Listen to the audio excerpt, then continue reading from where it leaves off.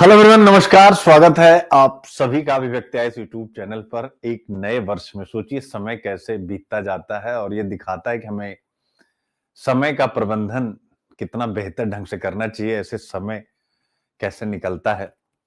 तो आप सबको नव वर्ष की हार्दिक शुभकामनाएं। ये समय मुझे याद दिलाता है कभी आपकी उम्र में मैं भी सिविल सर्विसेज की तैयारी किया करता था। आज आप देख सकते हैं 40 प्लस का हो करके और आप लोगों को सिविल सर्विसेज की तैयारी करा रहा हूं। ये समय अ, देख सकते हैं कैसे अपना रुख बदलता है। कभी एक बाल मेरी दाढ़ी का जब पक गया था तो उसको मैं कैंची से निकालता था ऐसे ऐसे करके कि यार एक दाल पक गया है। फिर 10 पके तब भी निकल गया। अब 150 पक गए हैं तो अब आदमी कहता है छोड़ ही दो यार। तो समय का कारवां ऐसे ही निकलता जाता है। जिसने समय का सदुपयोग किया, आज मुझे 9 वर्ष पर यही बात याद आती है कि जिसने भी समय का सदुपयोग किया, आप विश्वास करें, उसी ने अपनी राह बनाई, उसी ने अपनी मंजिल पाई। तो समय का सदुपयोग ही सब कुछ है। आज के दिन आप यही प्रण लेंगे कि क्या हुआ कि आपका 2025 में अटेम्प्ट है, क्या हुआ कि आपका 2026 में अटेम्प्ट है, क्या हुआ कि आपका 2027 में अटेम्प्ट है, क्या हुआ कि आपका अटेम्प्ट कब है। बस इतना ही तय कर लेना है कि यह रिजल्ट मेरा है और इसके लिए मुझे समय को गंवाना नहीं है। लगातार उस पथ पर चलते जाना है जो पथ आपको दिखाया गया। चलिए शुरू करें आज की अपनी चर्चा। सभी बच्चों को जो भी क्लास में है, यानी एक तरफ से शुरू करता हूं। विजय कुशवाहा, छब्बी सिंह, अंशु मोगा, अनमोल कुमार, अंजनी चौहान, शिवांगी गिरी, अनु यादव, सौम्या पांडे, खुशबू राठौर, भोला दास, सपना पटेल, रचना सिंह, रूबी गुप्ता, सोना भारती, कहाँ गए भाई, हाँ, और सोना भारती, सुंदर कौर, हरिओम, सौम्या पांडे, प्रतिष्ठा बेस, रानी कंसारी, रूपेश ठाकुर, शालिनी साहू, सावित्री देवरिया और भी बहुत से बच्चे। अब धीरे धीरे आप लोग आते जा रहे हैं। अब आपका तो आप सभी को नववर्ष की शुभकामनाएं। और देखिए, शुभकामनाओं का मतलब यही है कि मैं अपनी तरफ से यह निश्चय लेकर के आज आप सबके समक्ष उपस्थित हूं। अगर मेरे बताए गए मार्ग पर आप चलते हैं, निस्संदेह आप सफलता के मार्ग पर चलेंगे। तो जो कहूं उसी को आपको फॉलो करना है। अमूमन होता क्या है बच्चे की, जो मैं कहूंगा उसको तो फॉलो करते हैं, लेकिन साथ में और भी बहुत कुछ फॉलो कर लेते हैं। एक साथ कई जगह पैर रखेंगे तो स्वाभाविक है आपके पैर दो ही हैं, आप इतना बुरी तरह से लड़खड़ाएंगे। और ऐसा ही हो रहा है, चूंकि सामने वाले पर ट्रस्ट नहीं, क्योंकि जब आपको अपने ऊपर ट्रस्ट नहीं है तो सामने वाले पर कभी आप ट्रस्ट कर ही नहीं सकते। क्या मैं सही कह रहा हूं? तो बस जो दिखा रहा हूं उसी मार्ग पर चलना है। आज से द हिंदू का एक नया रूप आपके सामने आने वाला है। अब आप कहेंगे सर ये क्या रूप है, जरा देखिएगा। पहले टॉपिक में ही आपको क्लियर हो जाएगा, लेकिन उसके पहले एक कविता जो मैं सुबह आप सबको सुना चुका हूं, जो भी यानी मेरे साथ व्हाट्सएप ग्रुप में मेरे कनेक्टेड स्टूडेंट है। 9 वर्ष 2025 पे जो मैंने बनाई है, जरा इसकी इन पंक्तियों की गहराई में आप सब प्रवेश करिएगा। संघर्ष, नवाचार और सफलता का संदेश। संघर्ष करना है, नवाचारी बने रहना है और स्वाभाविक है आप सफलता पाएंगे। 3 शब्द पर आपको ध्यान में रखना। संघर्ष। संघर्ष किससे? संघर्ष नींद से। संघर्ष किससे? मानसिक तनाव से। संघर्ष किससे? अपनी गरीबी अमीरी से। संघर्ष किससे? अमीरी मतलब बहुत सुविधा, गरीबी मतलब बिल्कुल सुविधा नहीं। दोनों ही स्थितियां हमारे लिए तनाव का कारक होती। तो संघर्ष करना है अपनी हर उस परिस्थिति से, चाहे नींद आने से, चाहे नींद ना आने से, चाहे सोने से, चाहे जागने से, चाहे समझ में आने से, चाहे समझ में ना आने से। समझ में आने से तो आपको संतुलन बनाए रखना है, समझ ना आने से आपको लगातार रिवीजन करना है।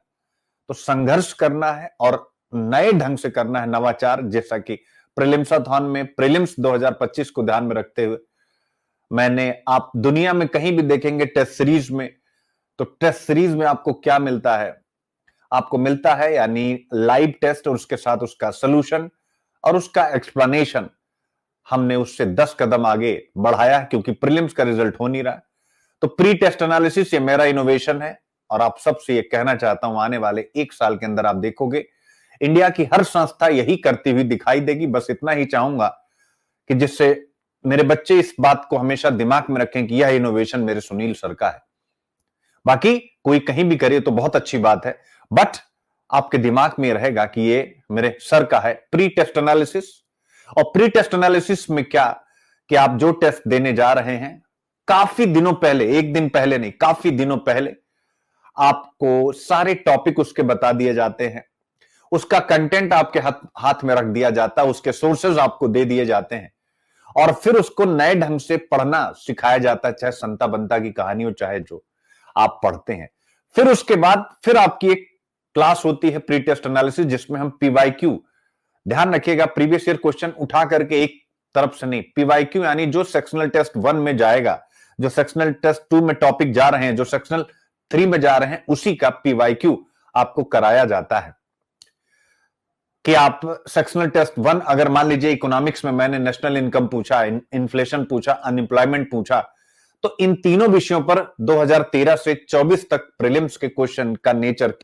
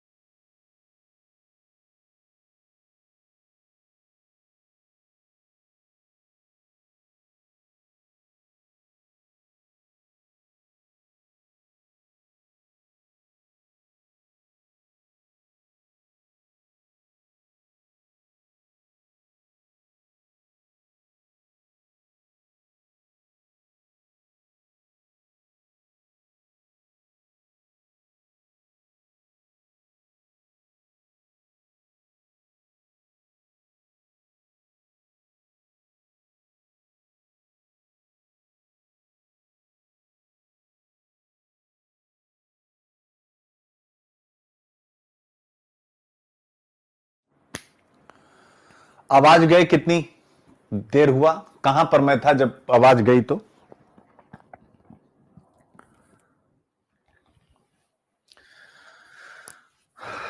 वॉइस प्रॉब्लम कब से शुरू हुई भाई? हमने काफी बात कह दी मुझे लग रहा है,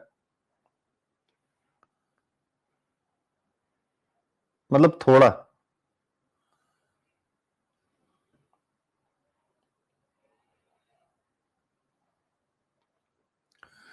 तो मैंने कहा कि प्रीलिम्स में अभी तक जो भी, मतलब मैं यही बता रहा हूं कि हम लोग कितनी बढ़िया प्रिपरेशन जर्नी लेके चल रहे हैं।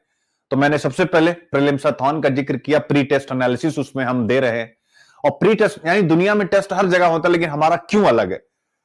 और ये मैंने आप लोगों से कहा कि यह इनोवेशन मेरा है। आप देखेंगे 6 महीने 1 साल के बाद यह मार्केट में आ जाएगा 100% अन्य संस्थाओं के अंदर भी। तो मैंने बस इतना ही आपसे कहा कि इसको आपको जरूर याद रखना है, प्री टेस्ट एनालिसिस। क्योंकि प्री टेस्ट एनालिसिस सुनने में अच्छा लगता है, लेकिन इसके अंदर जो काम होता है वो केवल अपना इनोवेशन है। तो एक एक चीज, उसके बाद फिर लाइव टेस्ट, फिर उसके बाद पोस्ट टेस्ट एनालिसिस। और पोस्ट टेस्ट एनालिसिस किस लेवल पे होता है आप सबको पता है। यानी जैसे इकोनॉमिक्स का हुआ, तो इकोनॉमिक्स में पहले टेस्ट में सेक्शनल टेस्ट 1 आपका हुआ और 2 आपका हुआ है।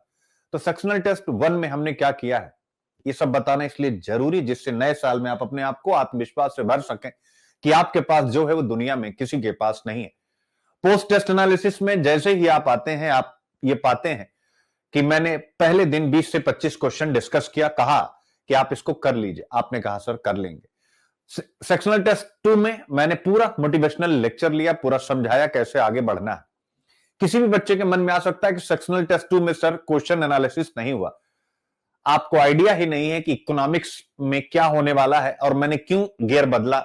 उसके पीछे रीजन है कि अभी इकोनॉमिक सर्वे आ जाएगा जनवरी के लास्ट में, फरवरी के फर्स्ट वीक में आपका बजट, यानी अगले ही दिन। तो आपको इकोनॉमिक सर्वे और बजट के साथ फिर यही चीजें मैं लाइन बाय लाइन पढ़ाऊंगा, सब कुछ रिवाइज हो जाएगा, ये आपको ध्यान में रखना है, ठीक है। बाकी सीसेट भी साथ ही चल रहा है, सेम उसी पैटर्न पर, यानी pre test analysis Ravi Ranjan sir ने आपको कराया कि हम 2 चैप्टर हमने पूछे हैं, नंबर सिस्टम और सिलोलिज्म, यानी सेक्शनल टेस्ट सीसेट का भी हर जगह कंप्लीट मिलता, हमने कंप्लीट नहीं किया, हमने सेक्शनल कराया। रवि सर ने प्री टेस्ट एनालिसिस किया, कैसे अप्रोच करना है, क्वेश्चन में क्या गलतियां नहीं करनी है अटेम्प्ट करते समय, और फिर उसके बाद कल वो यानी एक एक क्वेश्चन का आप देख लीजिए, जहां जैसी जरूरत हम वहां वैसा ही गियर बदल रहे। अब वो एक एक क्वेश्चन का कल 100 क्वेश्चन, चाहे जितना टाइम लग जाएगा, वो 100 के 100 क्वेश्चन का डिटेल्ड एनालिसिस कराने जा रहे हैं। तो हमारा टेस्ट सीरीज यानी प्रीलिम्साथॉन ये 2025 में आपकी सफलता की एक नई इबारत रचेगा, ये आपको ध्यान में रखना है। यानी हम तैयार हैं, आपको भी तैयार रहना है मेरे प्यारे बच्चों, याद रखिएगा, ठीक है। तो आप सब एक बार मुझे बताएं, 100% सहमत हैं मेरी इस बात से, जो हमने प्री टेस्ट एनालिसिस और लाइव टेस्ट और पोस्ट टेस्ट एनालिसिस का यह संदर्भ उठाया हुआ 2025 के आपके हैप्पी न्यू ईयर को हैप्पी रिजल्ट ईयर में बदल पाएगा कि नहीं बदल पाएगा, एक बार आप सब हमें बताएं। रचना कह रही सर IQ IP का भी व्हाट्सएप ग्रुप बनाएंगे। जी हां, 100% है, संभवतः यह ग्रुप आज रात में या कल ही क्रिएट हो जाएगा। जो बच्चे यानी IQ IP के बैच में एडमिशन ले रहे हैं, स्वाभाविक रूप से वो ग्रुप का हिस्सा होंगे, लेकिन समस्या यही है कि हिस्सा जो वार्षिक रूप से लेंगे वही हो पाएंगे। उसके पीछे रीजन है, मंथली में हम किसको निकालेंगे और किसको हटाएंगे, यह एक बहुत बड़ी समस्या। हमारी टीम इस पर विचार कर रही है, क्योंकि मंथली की वजह से आंसर राइटिंग में भी दिक्कत हुई, मुझे निकलना पड़ा। तो मैं नहीं चाहता हूं कि IQ IP का कोई ग्रुप बने और उसमें मुझे आने के बाद फिर मुझे निकलना पड़े। यह एक बहुत बड़ा इश्यू, आप लोग स्वयं विचार कीजिए कि अगर कोई बच्चा 1 महीने लेकर के फिर आगे नहीं आता है, हम कैसे मैनेज कर पाएंगे, कैसे जान पाएंगे। इतनी बड़ी टीम हमारे पास नहीं है, इसी वजह से ग्रुप अभी तक बन नहीं रहा, ठीक है। क्लियर बेटा?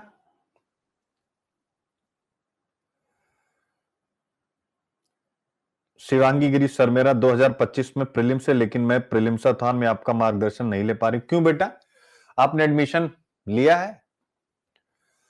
अगर आपने एडमिशन लिया होगा तो इतना जबरदस्त रूप से प्रीलिम्साथॉन में मार्गदर्शन चल रहा है कि आप बच्चों से पूछो, यानी सुबह से शाम उसमें डाउट ही चल रहे हैं और मैं सभी डाउट का सॉल्यूशन दे रहा हूं, ठीक है।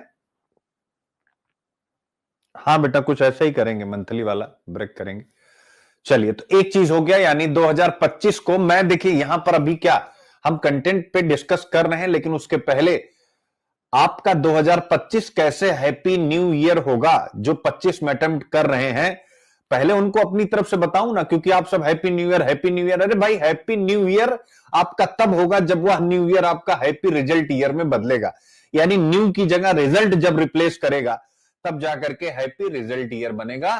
तो मैं इसीलिए पहली चीज मैंने आपको बताया है, ठीक है। एक एक बच्चे से आप पूछेगा, वो बताएंगे कि प्रीलिम्साथॉन हैप्पी रिजल्ट ईयर आपका क्रिएट करने वाला है। अब रही सही कसर जो प्रीलिम्साथॉन में हो सकता है रह जाए, उसको हम पूरा करने जा रहे हैं आधारशिला बैच के द्वारा। याद रखिएगा, आधारशिला, और ये कोई ऐड नहीं है, ये मैं 2025 में जो मेरे आप सब बच्चे हैं, आप सब तो एडमिशन ले चुके हैं। आधारशिला बैच क्या है जरा ध्यान से समझिएगा, तब आपको समझ में आएगा। ये आधारशिला जो बैच आपका शुरू होने जा रहा है, कब से, यानी संडे को ये लॉन्च होने जा रहा है, तो उसके बारे में आपको जानना अति अति आवश्यक है। ओके, ठीक है बच्चों, तो जरा जान लीजिए एक बार आधारशिला बैच के बारे में। ये आधारशिला जो बैच है आपका, ये बहुत इंपॉर्टेंट है। देखिए, मैं इस समय केवल हैप्पी रिजल्ट ईयर करने के प्रयास में ये सारी बातें कर रहा हूं, और फिर इसके बाद आज हम टॉपिक पे चर्चा करेंगे, ठीक है। सॉरी, आधारशिला बैच जो है आपका, ये क्या है, ठीक है ना। इसमें आप देखोगे दोनों चीजें शामिल हैं, चाहे आप टेस्ट सीरीज भी इसके साथ है, यानी कि जो टेस्ट सीरीज आपको अभी थोड़ी सी लगेगी कि 5,000 की, वो टेस्ट सीरीज यहां मिला देंगे, तो वो टेस्ट सीरीज केवल ₹1999 की मिल जाती है, यानी इतना सस्ता हो जाता है बिकॉज आधारशिला बैच के साथ अगर आप कॉम्बो लेते हैं तो। वो सब छोड़ दीजिए, खैर आधारशिला बैच ये प्रीलिम्स का बैच है, याद रखिएगा, यानी प्रीलिम्स 2025, अगर 26 वाले भी आएंगे तो उनको अभी से ही तैयारी का मौका मिलेगा। अब ये 5 तारीख से स्टार्ट होने जा रहा है, ठीक है, 5 जनवरी से, और टारगेट है 25 ऑफ मई 2025। अब आप मुझे बताएंगे कि ये क्यों महत्वपूर्ण है, जैसे आज से आप सबके अंदर एक अति आत्मविश्वास की भावना का संचार हो कि ये तो चल ही रहा है प्रीलिम्साथॉन, और प्रीलिम्साथॉन का एक नया रूप आ रहा है जिसे हम कहेंगे प्रीलिम्साथॉन 2.0।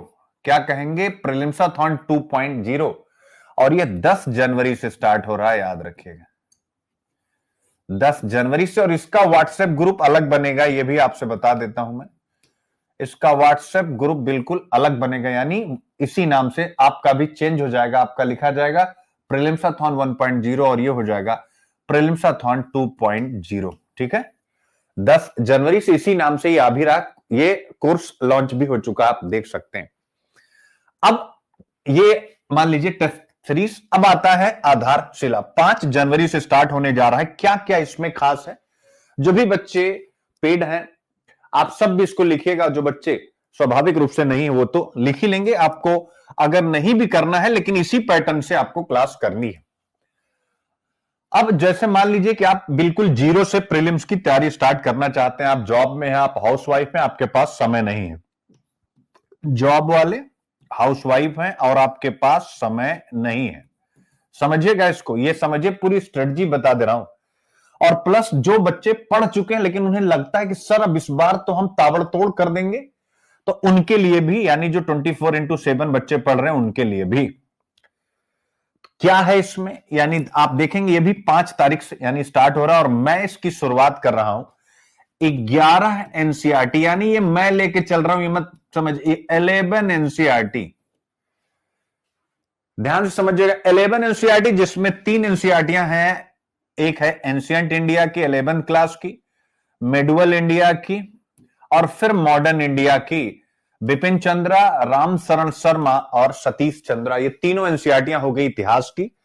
और ये कंटेंट इतना बढ़िया बना हुआ है कि आपका बेसिक तो क्लियर करेगा, आपको ढेर सारे शब्दों से जोड़ेगा, ढेर सारे कॉन्सेप्ट से जोड़ेगा, जिससे कि फिर पकड़िएगा, हम कठिन क्वेश्चन की यात्रा आपको नहीं करा रहे। मान लीजिए इतिहास में 12 क्वेश्चन या 15 क्वेश्चन आ रहा है, जितने भी आ रहे हैं, तो उसमें से हमारे 7-8 क्वेश्चन 100% सही हो जाए, बाकी अगर वो खुफिया पूछ रहा है तो ना मैं करा पाऊंगा ना आप कहीं से ढूंढ पाएंगे, बाद में कोई भी कह दे हमारे नोट से आता, वो एक अलग बात है, ठीक है, बाद की बात का मैं नहीं कह सकता हूं। तो इसका मतलब क्या है?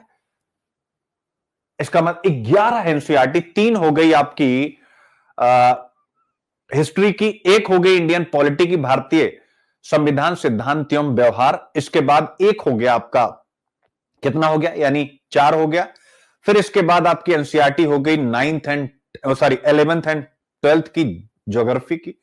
फिर इसके बाद आपकी 12th की साइंस एंड टेक की, कितनी हो गई, 4, 3, 7, और 4 एनसीईआरटियां और, यानी जो छोटी छोटी हैं, जहां से हमने निकाला हुआ है कि प्रीलिम्स का क्या क्या निकल सकता है, 6th की, 7th की, तो कुल 11 एनसीईआरटी ये मैं कराने जा रहा हूं 5 तारीख से, और इसको केवल 25 दिन में खत्म कर दूंगा।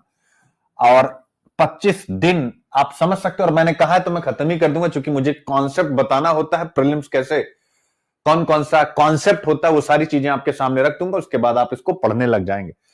और क्यों? क्योंकि फिर जनवरी के एंड में इकोनॉमिक सर्वे आ जाएगा, जैसे ही इकोनॉमिक सर्वे आएगा, ध्यान समझिएगा, फिर मैं ही इकोनॉमिक्स फिर से आपको पढ़ाने लगूंगा एकदम जीरो से, आप देख सकते हैं, यानी एक बार सारी एनसीईआरटियां प्लस इकोनॉमिक्स ये मैं लेने जा रहा हूं 5 तारीख से ही,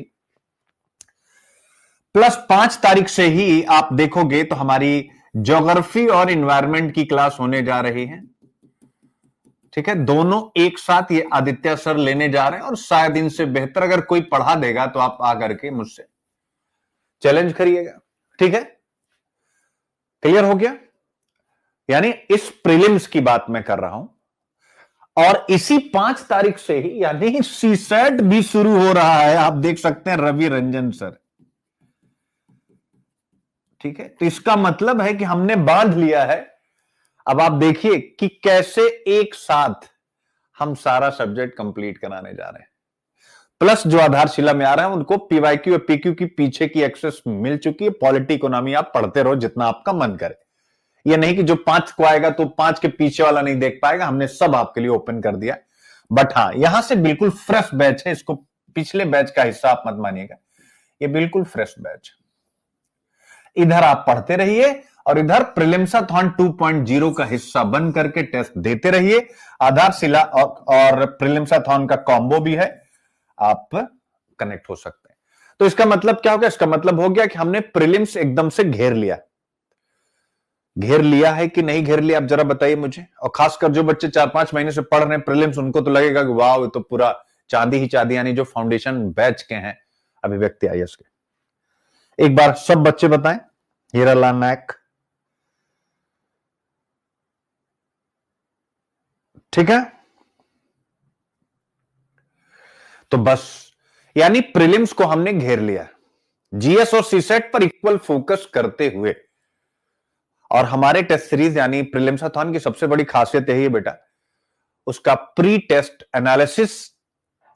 प्री टेस्ट एनालिसिस आपकी साइकोलॉजी को पकड़ता है। साइकोलॉजी को पकड़ने का मतलब क्या हो गया? साइकोलॉजी को पकड़ने का मतलब यह हो गया कि आप टेस्ट देते समय या 25 को फाइनल एग्जाम देते समय क्या गलतियां करेंगे, वो गलतियां आप ना करें।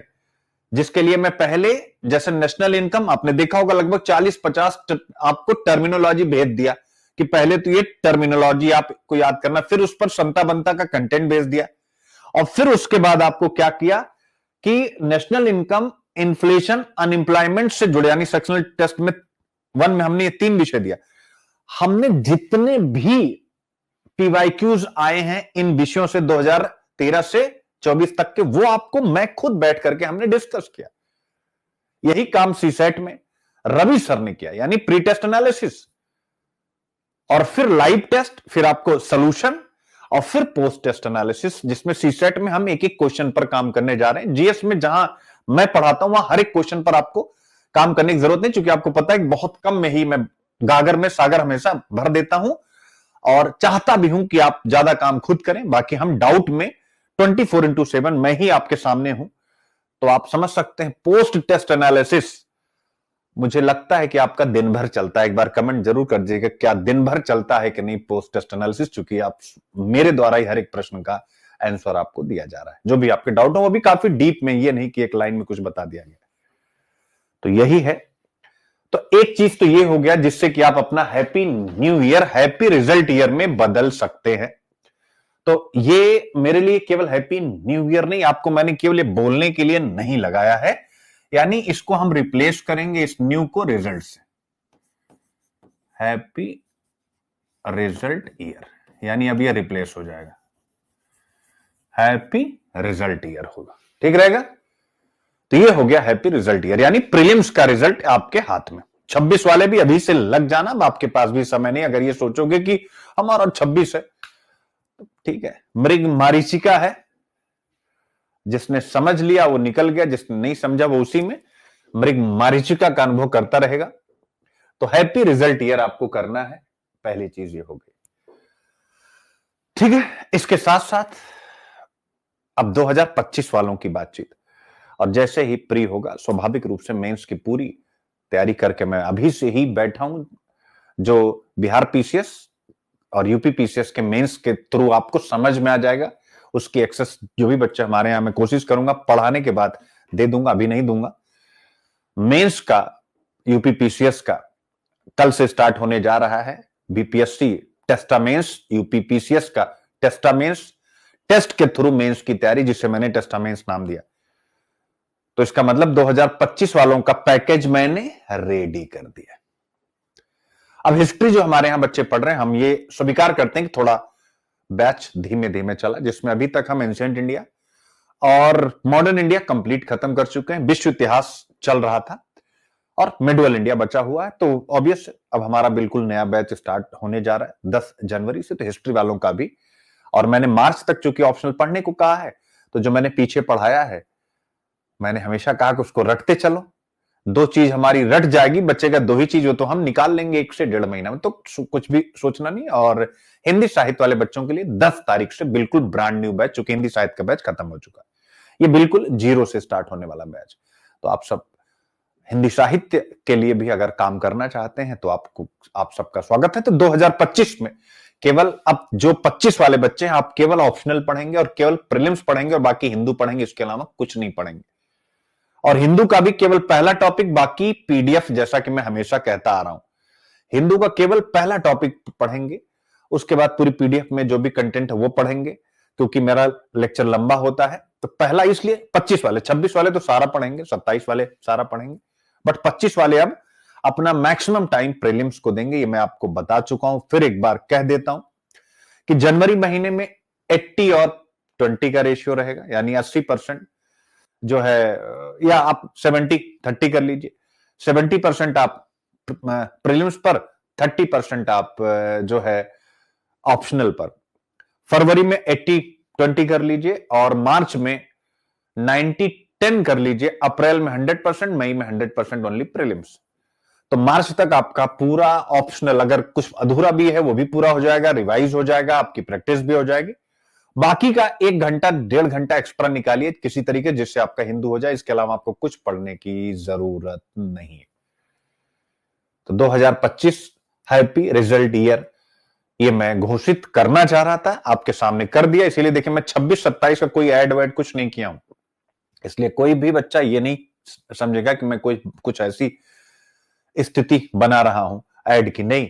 ये 25 हैप्पी रिजल्ट ईयर। अब आपको सोचना है इस कविता के माध्यम से जो आपके सामने रखने जा रहा हूं, संघर्ष, नवाचार और सफलता का संदेश। तो मैंने आपको ये सारी बातें इसलिए बताई कि आपके संघर्ष में मैं नवाचार के द्वारा शामिल हूं। 9 वर्ष का आया है सुंदर प्रकाश, सपनों को देने नया आकाश। 9 वर्ष का आया है सुंदर प्रकाश, सपनों को देने नया आकाश। मेरे प्यारे विद्यार्थियों सुनो बात, मेहनत से ही सजेगी हर सौगात, मेहनत से ही सजेगी हर सौगात। अंडरलाइन कर लीजिएगा। सफलता का मंत्र है अनुशासन सख्त, सफलता का मंत्र है क्या? अनुशासन सख्त। हर बाधा को करना होगा नष्ट, हर बाधा को करना होगा नष्ट। सख्त और नष्ट को अंडरलाइन कर लीजिएगा। सुनील अभिव्यक्ति का है, यानी मेरा है आशीर्वाद, बढ़ते चलो रहो हमेशा सशक्त, बढ़ते चलो हमेशा रहो सशक्त, अंडरलाइन कर लो सशक्त। माता पिता का सत्कार निभाना, ऑब्वियस है, उनके आशीर्वाद के बिना कुछ संभव नहीं। दुनिया में आप कुछ भी कर लीजिए, आप कितने बड़े तोप हो जाइए, मगर उनके आपकी लाइफ शून्य है। माता पिता का सत्कार निभाना, उनके चरणों में है दुनिया का खजाना, अंडरलाइन कर लीजिएगा खजाना। पूर्वजों का आशीर्वाद सिर पर रखना, संस्कारों की डोर कभी ना छोड़ना, अंडरलाइन कर लो कभी ना छोड़ना। पर याद रखो ये राह है कठिन, पर याद रखो ये जो राह है आपकी, 2025 की बात मैं अभी कर रहा हूं, 26 वाले भी ध्यान रखेंगे। पर याद रखो ये राह है कठिन, हर दिन करना होगा संघर्षपूर्ण, हर दिन करना होगा संघर्षपूर्ण, अंडरलाइन कर लीजिए संघर्षपूर्ण, पूर्ण, कंप्लीट। 1000 सीटों के लिए लड़ रहे हो तुम, 1000 सीटों के लिए लड़ रहे हो तुम, जो पहले से है भरी हैं, जो पहले से भरी हैं समझो या गुम, जो पहले से भरी हैं समझो या गुम, यानी गुम है आपकी सीट, उसमें है ही नहीं, अंडरलाइन करो गुम। हर दिन का संग्राम है जीना पड़ेगा, हर दिन का संग्राम है जीना पड़ेगा, परिश्रम का दीप हर पल जलाना पड़ेगा, अंडरलाइन करो हर पल जलाना पड़ेगा। सीखो सबक, भले आपका साहित्य है नहीं, लेकिन राम की शक्ति पूजा एक रचना है जिसमें राम ने जो संघर्ष किया था रावण को हराने के लिए, और नवाचारी ढंग से, मौलिक ढंग से कल्पना की थी अपने गुरु के कहने पर। गुरु उनके थे जामवंत। जामवंत ने कहा कि आराधन का दो दृढ़ आराधन से उत्तर, और करो शक्ति की मौलिक कल्पना, करो पूजन। क्योंकि अगर कोई शक्तिशाली है, 1000 सीट उसके पास है, यानी सबने कब्जा कर रखा, अपनी रैंक बढ़ा रहे हैं, तो उनको पुश करने के लिए आपको नवाचारी ढंग से चलना पड़ेगा। उसके लिए नवाचारी मेंटोर ही आपकी लाइफ बदलेगा। इमोशनल आप कहीं भी हो जाइए। तो सीखो सबक राम की शक्ति पूजा से, जहां खुद भगवान ने भी साधा नवाचार से, यानी सीखो सबक राम की शक्ति पूजा से, जहां खुद भगवान ने भी साधा नवाचार से। अंडरलाइन कर लीजिए नवाचार। कल्पना का दीप जलाया था उन्होंने, कल्पना का दीप जलाया था उन्होंने, हर बाधा को अपने श्रम से हराया था उन्होंने। अंडरलाइन करिएगा, बाधा को श्रम से हरा सकते हैं। याद रखो, असाध्य बीना के प्रियंबद को, असाध्य बीना भी एक रचना है हीरानंद बादशाह नग्गे जी की, जिसमें प्रियंबद बांसुरी तभी बजा, बीड़ा तभी बजा पाता है जब वो अपने आप को बीड़ा को समर्पित कर देता है। और आप अपने आप को किसी को समर्पित तभी कर पाते हैं जब आपका अहंकार आपके साथ नहीं चलता। जिस दिन आप अहम शून्य हो गए, उसी दिन आप किसी के शिष्य हो गए और उसी दिन आपकी सफलता सुनिश्चित हो गई। याद रखो, असाध्य बीना के प्रियंबद को जिसने समर्पण से तोड़ा अपने घमंड को, अंडरलाइन करिए, घमंड को तोड़ना पड़ेगा। अहंकार को छोड़ नव ऊर्जा से जुड़ा, अहंकार को छोड़ नव ऊर्जा से जुड़ा और असाध्य को साध कर जीवन को मोड़ा। असाध्य को साध लिया और जीवन को मोड़ दिया। अंडरलाइन करिएगा, असाध्य को भी साधा जा सकता है। जो मेहनत करेगा वही पाएगा, लेकिन जो बहकेगा वो पछताएगा। जो मेहनत करेगा वही पाएगा। अंडरलाइन करिए, जो मेहनत करेगा वही पाएगा। सुनील अभिव्यक्ति की डांट सहेगा, जो मेहनत करेगा वही पाएगा, लेकिन जो बहकेगा वो पछताएगा। सुनील अभिव्यक्ति की डांट सहेगा अगर अनुशासन से हटकर चलेगा। अंडरलाइन करिएगा, डांट सहेगा, अनुशासन से हटकर चलेगा। अगर नव वर्ष में लाओ नवाचार, सपनों को दो एक नया आकार। नव वर्ष में लाओ नवाचार, सपनों को दो एक नया आकार। मेरे आशीर्वाद से चमके हर राह, मेरे आशीर्वाद से, मेरे कर्म से चमके हर राह। जीवन में आए सदा उज्जवल प्रभार, उज्जवल प्रभार। अंडरलाइन कर लीजिएगा, चमके हर राह। तो चलो अंतिम पंक्तियों पर आता हूं। तो चलो प्रण करो इस शुभ घड़ी, तो चलो प्रण करो इस शुभ घड़ी। प्रण करिए आप सब भी, आंख बंद करिए। कविता मैं पढ़ रहा हूं, आपको केवल सुनना है, आंखें बंद कर लीजिए। तो चलो प्रण करो, हाथ अपने हृदय पर रखिए। तो चलो प्रण करो इस शुभ घड़ी, 2025 का पहला दिन यही शुभ घड़ी है। तो चलो प्रण करो इस शुभ घड़ी, अंडरलाइन करिए शुभ घड़ी। तो चलो प्रण करो इस शुभ घड़ी, सच कर दिखाओ सपने बड़ी, सच कर दिखाओ सपने बड़ी। हर दिन का संघर्ष तुम्हारा साथी हो, संघर्ष तुम्हारा साथी, अंडरलाइन करिएगा। सफलता का ताज तुम्हारे माथे की शोभा हो, सफलता का ताज तुम्हारे माथे की शोभा हो। तो सफलता का ताज तुम्हारे माथे की शोभा हो, ये मैंने अंडरलाइन कर लिया अपने लिए, बाकी तुम्हारे लिए सब अंडरलाइन करने को था। तो तुम्हारे माथे पर सफलता का ताज, ये मैंने अपने लिए अंडरलाइन कर लिया।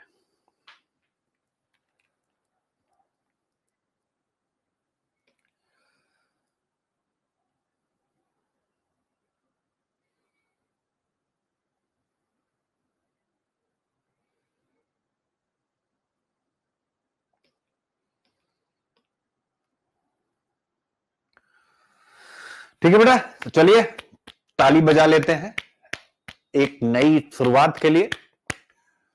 और उस नई शुरुआत का पहला सिगुफा पहले टॉपिक में पहले दिखाता हूं, जिससे आपको लगे कि ये आदमी नया साल है, कैसे ही अपने आप को मैनेज करता है। अब किसी को लग सकता है सर कितने बोरिंग होंगे, अपनी फैमिली को टाइम नहीं देते होंगे। मैं बेटा खेल भी आया, जो गेम में खेलता हूं, और अब मैं ज्यादा तो नहीं, लेकिन ये देखिए हैप्पी न्यू ईयर भी मना आया हूं। आप देख सकते हैं, आपके गुरुदेव आप जो भी मानते हैं, तो मैं देख सकते हैं आप, यानी हैप्पी न्यू ईयर की पार्टी भी लपेट आया हूं। लेकिन हाँ, हर चीज का मेरा पैटर्न होता है, ठीक है। ये हमारी साहिबजादी, तो हम लोग, मैं हर एक चीज मैनेज करता हूं, इसलिए अपनी लाइफ में कभी सोचना नहीं, मुझसे ज्यादा मैनेज्ड आदमी तुम कभी कहीं पा ही नहीं सकते। जब मैं इलाहाबाद पढ़ता था, 1200 रुपया मुझे महीना मिलता था, तब भी मैं जिम करता था और पिक्चरें भी देखता था और ठीक ठीक कपड़े उपड़े पहनता था। जब दिल्ली आया तो 6000 पहले मिलता था, बाद में थोड़ी महंगाई बढ़ी 8000, तब भी मैनेज करता था, तब भी जिम करता था, तब भी पढ़ता भी था, कोचिंग भी, मतलब एवरीथिंग। तो ये सब कुछ मैनेजेबल हमारी होने की आदत होती है कि हमारे पास ये नहीं, हमारे पास वो नहीं। मैं 3 दिन कोचिंग पैदल जाता था और पैदल आता था, तो जो पैसा बचता था उसका फल खाता था सेब, क्योंकि एक स्टूडेंट इतना महंगा सेब नहीं खा सकता। अब भाई अगर उसके पास बहुत पैसा है तो अलग बात है। तो ऐसे में मैं 3 दिन पैदल जाता था, हिसाब लगा लेता था, फिर समझ गए ना। तो ये सारे काम मैं करता था और हर चीज मैनेज करके चलता था। और जब आप अच्छे होते हैं तो ठेले वाले जो रिक्शे वाले हैं आपके दोस्त हो जाते हैं। तो मेरे ऐसे दोस्त हैं अभी भी रिक्शे वाले, आप पता नहीं मानोगे नहीं, मेरे घर में मैं सोता रहता था, क्योंकि सबको पता था ये पहलवान है। मतलब मैं जितने मतलब थे ये रिक्शा वाले, उनको उनको कहां से पता लगे कि मैं आईएएस की तैयारी करता हूं। उनको लगता था ये पहलवान है। केला वाला मेरा गेट खोल करके मैं सोता था, केला वाला ला के रूम में रख करके चले जाते थे। ऐसा संबंध सबसे बनाया हुआ था। तो अगर मान लीजिए पैसा नहीं भी है तो मुझे ये सोचना नहीं कि मुझे किसी से मांगना, केला रखा हुआ, जब होता था तब पैसे पकड़ा देता था। तो कहने का मेरा मतलब है कि मैं क्या हूं वो मैटर नहीं करता, I am still a big zero. लेकिन आपको मैनेजमेंट आना चाहिए। इसीलिए जब इन्फोसिस के नारायण मूर्ति सर ने हिंदू में एक एडिटोरियल लिखा कि आईएएस सर्विस का नाम इंडियन मैनेजमेंट सर्विस होना चाहिए, वो मुझे बहुत पसंद आया। क्योंकि एडमिनिस्ट्रेशन में एक अंग्रेजियत की बदबू आती है, बू आती है अंग्रेजियत की, कि आप किसी पर शासन करने जा रहे हैं। थोड़ा इसका नाम बदलना चाहिए। आईजीजीएस भी होता है, इंडियन गुड गवर्नेंस सर्विसेज। आईजीजीएस भी तो उनको पता होगा कि उनका काम है गुड गवर्नेंस। अभी का एडमिनिस्ट्रेटर अंग्रेजियत की भैया।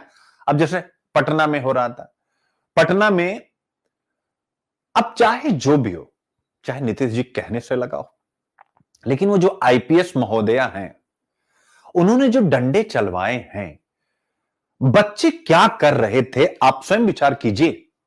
बच्चे क्या कर रहे थे, अपनी बात कह रहे थे कि भैया ठीक है, उनकी शिकायत है, बीपीएससी भी ठीक है, उसको हम इनकार नहीं कर रहे।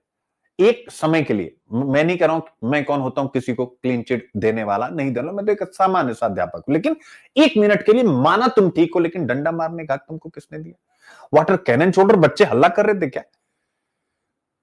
और यार जब जनता के बीच में वोट मांगने जाते हो ना, तो इतना साहस होना चाहिए, सीना तान के बच्चों के सामने आ सको। क्या बच्चे हाथ उठाएंगे? उनको नहीं पता कि यार ये मंत्री एमएलए, इसके ऊपर हाथ उठाएंगे तो हमारा जीवन ही खत्म हो जाएगा। तो ये जो दिस इज नॉट गुड, इसको मैनेज किया जा सकता है। बच्चों का आक्रोश है, उस आक्रोश को संभालना ही तो यूपीएससी है, मैनेजमेंट है। लेकिन इंडियन एडमिनिस्ट्रेटिव सर्विस, प्रशासन है ये। हम प्रशासन कर रहे हैं, आप लोगों को मैनेज करिए। क्योंकि ये लोकतंत्र जनता के लिए, जनता द्वारा जनता का शासन, अगर जनता पर ही, चाहे वो जनप्रतिनिधियों के कहने पर ही डंडे बरसेंगे तो ये बिल्कुल सही नहीं। आप सब सिलेक्ट होइएगा, अंत तक कोशिश करिएगा कि मारिए नहीं। मैं मानता हूं उसमें कुछ उपद्रवी तत्व तो किसी भी आंदोलन में, मैं इसकी बात नहीं कर रहा हूं बिहार की, किसी में भी कुछ ना कुछ आ जाते हैं, उनको भी मैनेज किया जा सकता है। लेकिन अमूमन बच्चे ईमानदार ही होते हैं। तो ये थोड़ा सा आपको बता रहा हूं कि मैनेजमेंट सब कुछ है। भीड़ का मैनेजमेंट हो, आपकी लाइफ का मैनेजमेंट हो, आपकी पढ़ाई का मैनेजमेंट हो। सुबह 6 बजे उठा, वही जब मैंने आप लोगों को राधे राधे, मतलब वो जब मैंने 9 वर्ष विश किया था, उस समय उठा हूं सो करके। अब कितने बज रहे थे आज? शायद मैं लेट हुआ, नहीं तो सुबह ही राधे राधे हमारा आपका हो जाता है, जो भी ग्रुप है हमारे। लेकिन आज मैं लेट हुआ, और लेट हुआ इसलिए चूंकि रात में थोड़ा जगना हो गया था। तो जो है आपको वही मैंने, यही वाली कविता आप लोगों को मैंने भेजी, और उसके बाद फिर 2 घंटे तक, लगभग 12:30 बजे तक लगभग हिंदू का कंटेंट बनाया, जो आज इनोवेशन करने जा रहा हूं आपको। और फिर उसके बाद जो है ऑब्वियस है, गया जो गेम में खेलता हूं थोड़ा खेला, उसके बाद फिर अपना देख सकते हैं, गया सेलिब्रेट किया बर्थडे पार्टी, अरे सॉरी हैप्पी न्यू ईयर की पार्टी। और उसके बाद फिर, अब क्योंकि मैं नशा पत्ती करता नहीं तो मेरे लिए कोई शाम वाम रात वात का पार्टी का कोई मतलब है नहीं तो ठीक है, तो अपना रिलैक्स होकर के आ गया, अब आपके साथ है।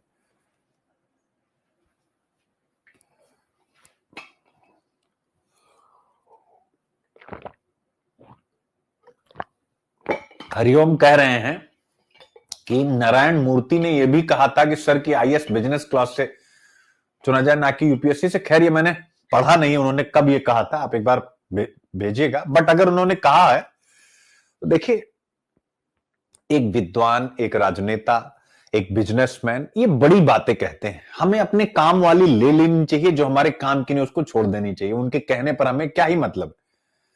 वो एक बिजनेसमैन है, एक बिजनेस टाइकून है, तो वो ऐसी बहुत सी बातें कहेंगे जो आपको पसंद नहीं आएंगी।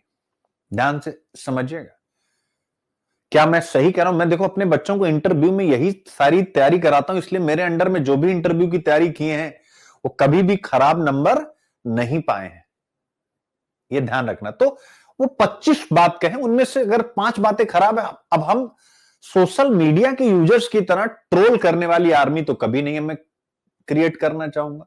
अरे भाई 5 अच्छी नहीं, उसको हटा दीजिए, 20 आप पकड़ लीजिए, ठीक है। और जहां तक उनको मैं व्यक्तिगत जानता हूं, उन्होंने अगर यह बात कही भी होगी तो उसके पीछे कुछ ना कुछ लॉजिक रहा होगा, उन्होंने ऐसे नहीं कहा होगा, क्योंकि वो इतने हम्बल है। अभी कपिल शर्मा के शो में आए थे, वो थे, उनकी पत्नी थी, और दीपेंद्र जो जोमेटो के फाउंडर हैं वो थे, और उनकी पत्नी थी।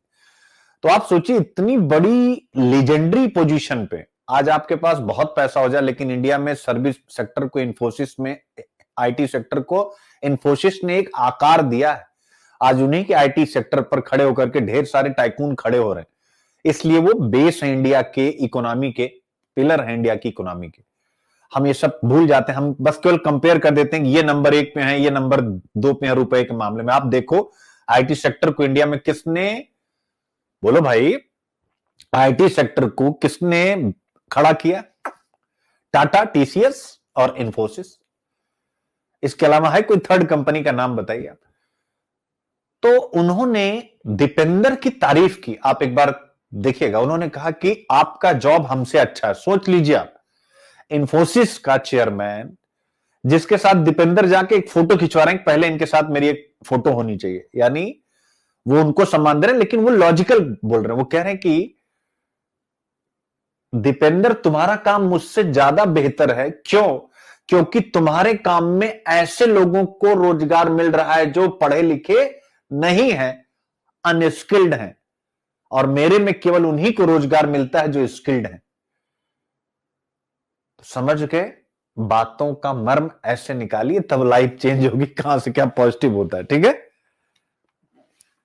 ये हमारी इंडिया की जर्नी की कुछ लीजेंड्स हैं, लेकिन वही एक हमारे यहां राजनेता ही सब कुछ है।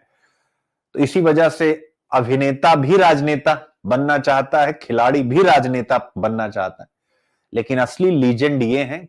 बट हमारी किताबें इतनी बेकार ढंग से लिखी जा रही हैं, जिसमें हम इन्फोसिस के नारायण मूर्ति पर चैप्टर ना रख के और ना जाने क्या क्या चैप्टर रखते, जिस पर रतन टाटा पर चैप्टर ना रख करके, यानी हमारे देश में आप विश्वास करिए एक चैप्टर केवल इंडिया के इकोनॉमिस्ट का होना चाहिए या इंडिया के बिजनेस टाइकून्स का होना चाहिए, जिससे बचपन से वो बच्चा ये सीखे कि रतन टाटा बनना है, मुकेश अंबानी बनना है, धीरू भाई अंबानी बनना है, और धीरे धीरे अगर वो बहुत बड़ा ना भी बने, अगर वो ठेला भी लगा रहा है, चूंकि उसकी परिस्थिति अच्छी नहीं है, तो अपने ठेले पर भी धीरू भाई अंबानी वाला कल्चर डेवलप करेगा, रतन टाटा वाला कल्चर डेवलप करेगा, उसका ठेला एक नंबर का चलेगा। और फिर कोई मॉल उसके पीछे खुल करके उसके ठेले की दुकानदारी को नष्ट नहीं करेगा, क्योंकि लोग कहेंगे कि यह मॉल भले खुला है लेकिन ठेले वाला सबसे बेस्ट है। हमें ऐसे ठेले वाले क्रिएट करने पड़ेंगे तो इस देश में। लेकिन वही है, किताबें ही सब कुछ है। किसी भी राष्ट्र के भाग के स्वरूप का निर्माण उसकी कक्षाओं में होता है, लेकिन कक्षाएं इतनी बोरिंग है, इतनी बोरिंग कक्षाएं। मैं अभी नहीं बेटा, क्योंकि मेरी आदत नहीं, बेटी को अगर मैं लेके आऊं तो आप लोग, छोटी सी है लेकिन इकोनॉमिक्स इतना बढ़िया उसको आता है, जैसे आप लोगों को आता है factor of production, land, labour, इतना प्रैक्टिकल बताती है कि दिमाग हिल जाए। तो जैसे अब उस बच्चे को क्यों आती है अभी से ही जीडीपी क्या है, फैक्टर ऑफ प्रोडक्शन क्या, और ऐसे नहीं रटा वाला तो है ही नहीं हमारी लाइफ में। प्रैक्टिकल, पापा ये वाला पार्ट अगर ऐसे हम लोग करेंगे, ये इंटरमीडिएट हो गया ना, हम कहा हाँ हो गया। अच्छा पापा ये वाला, कुछ भी खा रही, पापा ये हमने पॉपकॉर्न खाया, तो पॉपकॉर्न जब पैकेट से निकाला गया वो क्या था, पापा फाइनल गुड था कि नहीं था? हमने कहा हाँ बेटा फाइनल गुड था, चूंकि एक बार वो बिकने के लिए आपके पास एक्टी के रूप में आता है, एसी क्या लिखा होता है पैकेट में आता है, उसको फिर आप जो है कुकर में वो करते हो। तो अब जब आपने पैकेट खरीदा तो वो फाइनल गुड था, लेकिन जब आपने पैकेट को फाड़ करके और पॉपकॉर्न को बनाना स्टार्ट किया, फिर उसकी रीपैकेजिंग करके पॉपकॉर्न पिक्चर में खाते समय आपने दिया, तो फिर वो एक बार से इंटरमीडिएट गुड बन गया। तो अब उसको ये सारी चीजें मैंने बता रखी, तो उसके दिमाग में आता जाता कुछ भी। अब चूंकि छोटा बच्चा है, तब उसको हर चीज में पापा ये क्या है, ये भी इंटरमीडिएट गुड है क्या? तो जब तक हमारे एजुकेशन सिस्टम में प्रैक्टिकलिटी नहीं कराई जाएगी, तब तक पढ़ाओ ऐसे क्या ही हो रहा है। भुगते कौन? गरीबों का बच्चा। गरीबों का बच्चा हमारे जैसे लोगों की वहां तक पहुंचे ही नहीं है। और क्या ही बोला जाए, 2 मिनट के वीडियो, एक मिनट के वीडियो वाले हीरो हैं। तो समस्या तो है ही है। ठीक है, ठीक है। नहीं बेटा, लाएंगे नहीं, क्योंकि मैं वो इंस्टा ये सब मैं चाहता नहीं हूं ना, क्योंकि अभी वो कई एक्टिविटी उसकी हैं जो मतलब बिग लेवल की हैं, इस वजह से अभी मैं नहीं। अभी जब वो जो भी है उसके अपनी जो क्वालिटीज हैं, जब वो हो जाएगा देन फिर अपने आप ही सब लोगों को पता लगेगा। ठीक है, हम लोग है ही नहीं। मेरा तो इंस्टा मैंने सब डिलीट कर दिया, फेसबुक हटा दिया। अब तो ये जो नई कंपनी व्हाट्सएप पे मुझे सपोर्ट करती है, उन लोगों ने बनाया, वे लोग डालते हैं, मैं कुछ भी नहीं। उसके पीछे रीजन है कि मुझे चाहिए रिजल्ट, और इसीलिए हैप्पी रिजल्ट ईयर 2025 ये आप लोग प्रूव करोगे। मैं एक बार फिर बोल रहा हूं, हैप्पी रिजल्ट ईयर 2025 ये मैं कह रहा हूं, और आप लोग इसको प्रूव करोगे, जिससे 2026 में जब ऐसे ही मैं आऊं तो आप सब तालियां बजा करके वेलकम करें कि सर आपने जो कहा था आपने कर दिया। तो ये चैलेंज आपका नहीं है, ये मेरी लाइफ का सबसे बड़ा चैलेंज है 2025। देखते हैं। तो चलिए, आज इतना ठीक रहा ना, थोड़ा सा ये जो प्रवचन वाला था आज नए साल पर। ठीक है, अब आते हैं 1 जनवरी 2025, क्या क्या टॉपिक है एक बार इस पर चर्चा करते हैं। तो पहला टॉपिक आपके सामने जो आप स्क्रीन पर है वह है इंडियन जुडिशरी में डिसेंट। बड़ा अच्छा टॉपिक है और बड़ा ही सरल, अगर मैं ना पढ़ाऊं तो आप सेकंड में इसको पढ़ सकते हैं। अब आप कहेंगे सर आप अभी कह देंगे कि पीडीएफ ले लो। नहीं भाई, ऐसा भी नहीं है, हम तो रोज ही सारे टॉपिक कराते हैं, तो किसी दिन जाना होता है, लेकिन फिर भी किसी के भी मन में अगर आया हो कि सर कहेंगे बेटा अब तो तुम लोग कर ही लोगे, तो हम लोग तो सर के प्रेशर में कह देते हैं कि कर लेंगे। लेकिन अब क्या ही बताऊं, अब जब इसमें कुछ है ही नहीं, मैं अभी आपके सामने रखने जा रहा हूं, केवल टाइमर निकाल लो। न्याय, ये जो पूरा टॉपिक है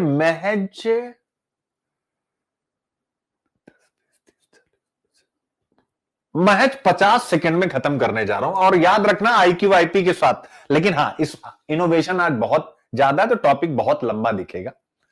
केवल 50 सेकंड टाइमर सब निकालेंगे और इस टॉपिक को मैं खत्म करने जा रहा हूं, अभी नहीं, जब मैं बोलूंगा। तो पहला हो गया भारतीय न्यायपालिका में असहमति। ये बड़ा गजब का टॉपिक है, पहले ऐसे बात कर लूं, ये अभी तक कभी आया नहीं, इसलिए यह नए साल पर पहला ऐसा टॉपिक जो आपको मैं गिफ्ट के रूप में देने जा रहा हूं। आज तक कभी मैंने मतलब किसी एडिटोरियल के अंदर तो इसको पढ़ा था, लेकिन सेपरेट एडिटोरियल नहीं।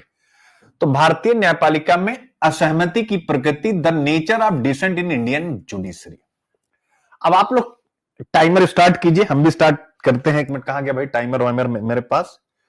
रुकिएगा, हमारे पास घड़ी में टाइमर है, मैं 1 मिनट लगा लेता हूं। 0, हाँ। न्यायिक असहमति का मतलब होता है जब भी हमारे यहां चाहे कॉन्स्टिट्यूशनल बेंच हो, यानी जो 5 सदस्यीय या इससे ऊपर बनती है, या 3 सदस्यीय बेंच या 2 सदस्यीय बेंच, जब भी कोई फैसला देती है तो उसमें आपने अक्सर पढ़ा होगा 5 और 3 का, 4 और 2 का, 5 और 1 का आंकड़ा रहता है। यानी एक सदस्य अलग विचार देते हैं, 4 समर्थन में देते हैं, 1 विरोध में देखते हैं। जो विरोध में देते हैं उसे हम असहमति कहते हैं, और यह असहमति लोकतंत्र के लिए बेहतर होती क्योंकि वह एक नया विकल्प प्रदान करती है। जैसे एडीएम जबलपुर केस में खन्ना साहब ने मौलिक अधिकारों के संरक्षण के लिए अलग से अपना विचार दिया। Full stop. केवल 48 सेकंड, वो भी मुझे बंद करने में 46 सेकंड में टॉपिक खत्म हो गया। क्या समझ में आएगा असहमति का मतलब क्या हो गया? इसीलिए मैं कहता हूं ना, जिससे आपका समय बचे। अब आप कहोगे सर टाइम मैनेजमेंट, यही है टाइम मैनेजमेंट बच्चे। केवल 45 सेकंड में जो भी बच्चे हैं, इसके अलावा तुम्हें कुछ लिखना ही नहीं। न्यायिक असहमति, न्यायपालिका में किसी भी केस के फैसले में एक, दो या कई जज का अलग विचार, वह अलग विचार हमें एक नया विकल्प प्रदान करता है, जो ये कहता है कि जरूरी नहीं है कि आपके पास विकल्प हो तो वो सब सही ही हो। इसलिए कृपया इस पर भी सोचिए। अब अंदर एडीएम जबलपुर केस मैंने बता दिया, ऐसे ना जाने कितने केसेस की लिस्ट दी हुई है।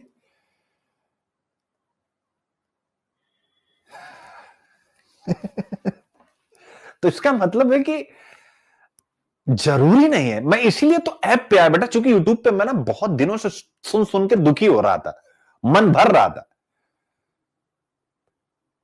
कि आज एक ही घंटे में खत्म कर दिया, आज 2 घंटे में खत्म कर दिया, आज इतना लंबा चला गया। भैया घंटा मत देखो, टॉपिक मत देखो, स्किल देखो, स्किल सीखो। अब यहां अपना राज है तो कोई दिक्कत नहीं। 2025 में महिलाओं के करियर को एप्टी बूस्ट दे। अब यार इसको मैं क्या ही पढ़ाऊं।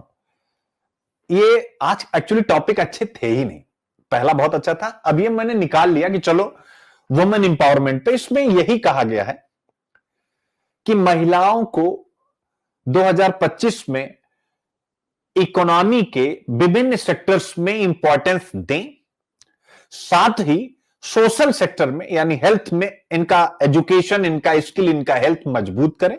और 3-4 स्कीमों का जिक्र किया गया है, बेटी बचाओ बेटी पढ़ाओ जैसी स्कीम कि सरकार की तरफ से क्या चल रहा है। यह भी टॉपिक यहीं खत्म हो जाता।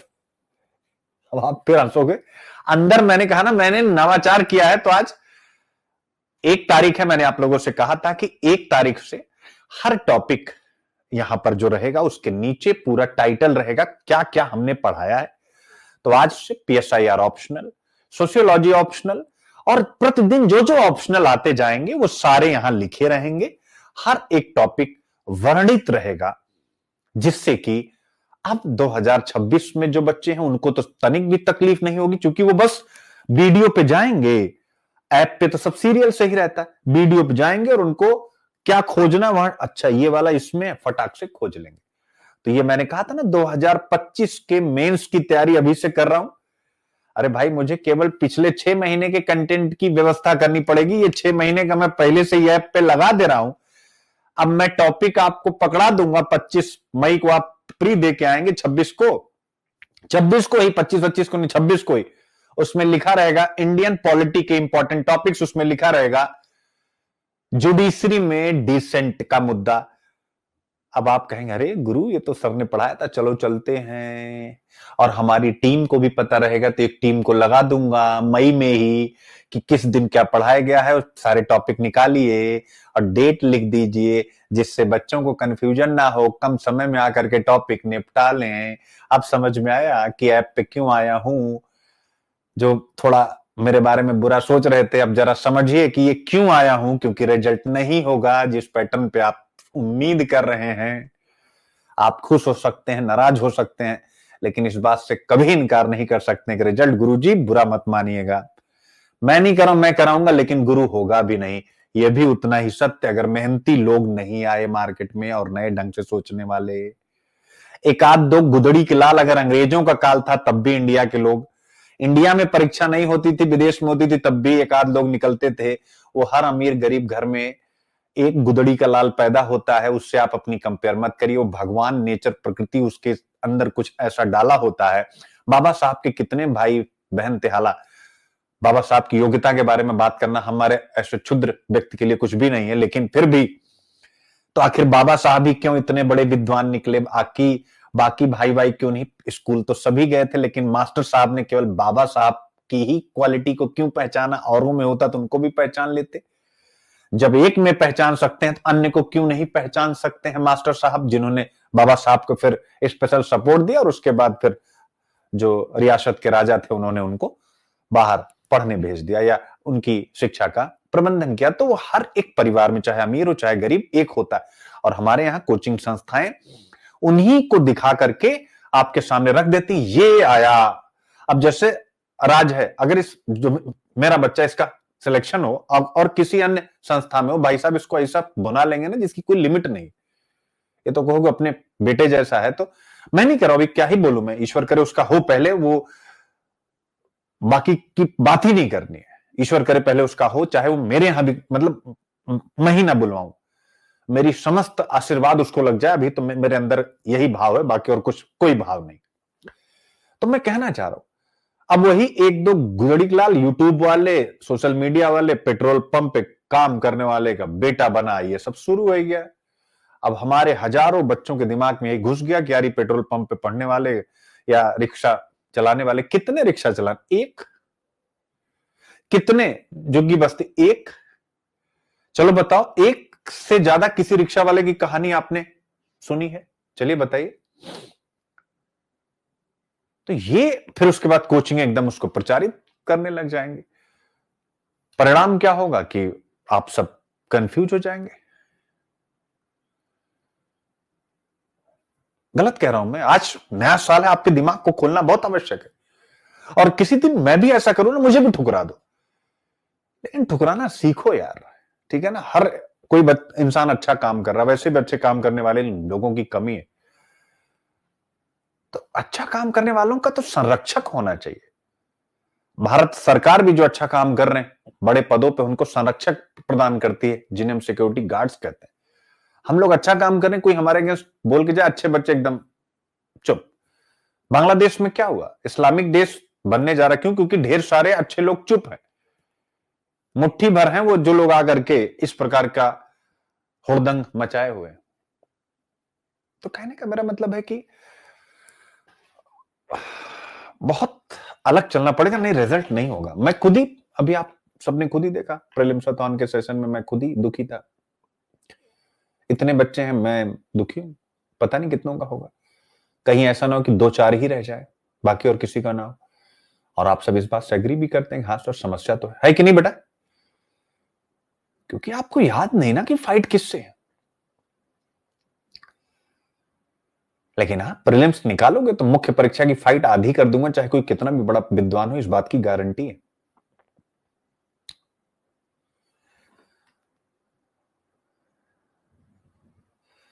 ठीक है। प्रियंका करी सर ये हमारे पेरेंट को समझाइए। तो पेरेंट्स से आप लोग बात कराइए। आप सब पेरेंट्स से अगर बात कराना चाहते हैं तो आप कराएं, लेकिन फोन पे मैं नहीं करूंगा। यहीं पर मैं एक सेशन क्रिएट कर दूंगा जिसमें आप अपने अपने पेरेंट को बुला करके मुझसे बात करें। उनको मैं 2000% सहमत कर लूंगा, और चाहे जिस दिमाग के होंगे, ये मेरी गारंटी है। खैर, ठीक है बेटा।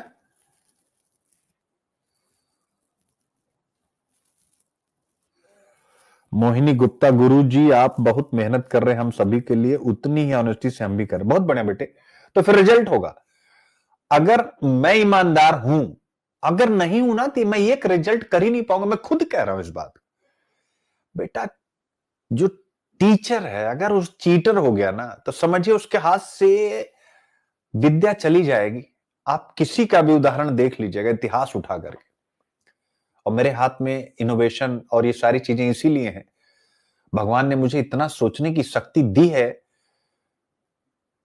वो केवल इसलिए है क्योंकि मैं एकदम से आप सबके प्रति 100% ईमानदार हूं।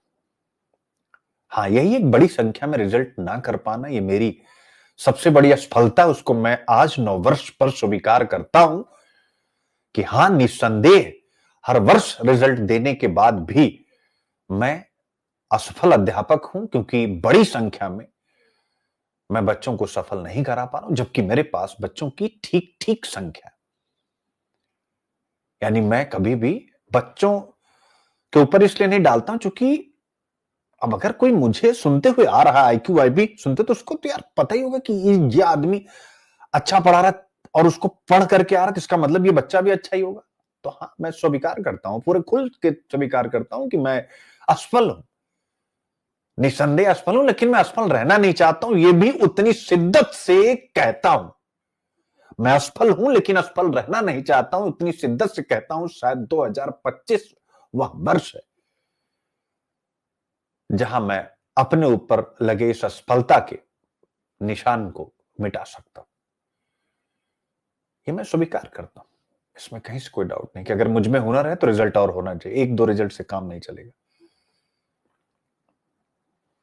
ठीक है, तो आप सब मेहनत करें। ठीक है, तो ये तो दूसरा वाला टॉपिक। तो आप केवल आज ना मेरा प्रेजेंटेशन देखिए, बाकी कंटेंट अभी आप ऐसे मुस्कुराते हुए निकाल ले जाएंगे। तो जीएस पेपर 1 महिला, और महिला में और क्या क्या है जरा आगे देखिएगा, दोनों टॉपिक को जरा नजर मारिए, तब आपको आएगा मजा। ठीक है, इससे क्या होता है ना, टीचर को ताकत मिलती है कि क्योंकि अगर मुझे यूट्यूब से पैसे कमाने होते, व्यूज से पैसे कमाने होते, तब तो ठीक था, मैं आता इधर उधर, ना ना भैया, नहीं कमाना है, जो 10-20 बच्चे आ जाएंगे ठीक है। अब आते हैं डिप्लोमेसी 2025, वर्ल्ड डिप्लोमेसी, विश्व कूटनीति। अब बच्चे अपनी शक्ति को पहचानो। आज मैं वही जामवंत हूं जो राम की शक्ति पूजा में भगवान राम को गुरु के रूप में संदेश दे रहे कि शक्ति की करो मौलिक कल्पना। जामवंत खुद बैठ करके शक्ति की कल्पना नहीं कर रहे थे, शक्ति की पूजा नहीं कर रहे थे, उन्होंने जिसको करनी है, जिसको युद्ध लड़ना, उसको करा रहे थे। वैसे ही मैं सुनील अभिव्यक्ति खुद पढ़ूं कि आपको पढ़ने का तरीका सिखाऊं, आपके डाउट दूर करूं, आपके कॉन्सेप्ट को समझाऊं। चिंतन कीजिएगा इस पे। अब इसमें क्या है, वर्ड डिप्लोमेसी। मेरे बच्चे, वर्ड डिप्लोमेसी पिछले 1 साल में क्या आपके दिमाग में नहीं है? यानी विभिन्न देशों का आपस में संबंध, विभिन्न देशों का भारत के साथ द्विपक्षीय संबंध, क्षेत्रीय संगठनों के साथ हमारा संबंध, पड़ोसियों के साथ हमारा संबंध, अमेरिका का संपूर्ण विश्व के साथ संबंध, चाइना अमेरिका का संबंध, इजराइल का संघर्ष, हमास और अन्य देशों के, ईरान और इजराइल का, रशिया और पश्चिमी यूरोप और अमेरिका का। कि ये कितनी बार आपको 2025 में मैंने कराया है, आप जरा विचार कीजिए। तो इसको पढ़ने की आवश्यकता है, दिया हूं मैं कि आप देखिए, लेकिन हाँ, प्रेजेंटेशन जरा देखिएगा। आप कहेंगे सर क्या किए होंगे, कोई कहानी बना दिए होंगे, कोई कुछ नहीं। आज जरा ये दिखाते हैं अभी क्या बनाया। तो कहने का मेरा मतलब है, प्रोटेक्टिंग क्रॉप, यानी जो भी हम दवाएं यूज करते हैं उससे फसलों को जो नुकसान होता है दवाओं से, तो प्रीलिम्स के लिए है, इसमें कुछ है ही नहीं। और फिर देखिए, त्रिनाड और टोबैगो ने आपातकाल क्यों घोषित किया? अब यही इस बार प्रीलिम्स में प्रश्न था, कहां कहां हिंसा चल रही है, था कि नहीं था? तो भैया यहां आपातकाल लगा है, तो प्रीलिम्स में पूछ सकता हाल ही में किन किन देशों में आपातकाल रहा। Trinidad and Tobago, for prelims, not for mains, उसमें कुछ है नहीं। क्या कुनो राष्ट्रीय उद्यान में बाढ़ लगाने से परियोजना चीता की सफलता? कुनो राष्ट्रीय उद्यान चर्चा प्रीलिम्स के लिए, ठीक है। फिर इसके बाद जलवायु वित्त और इसका ऑप्टिकल भ्रमर, कॉप 29 कितनी बार पढ़ा चुका हूं।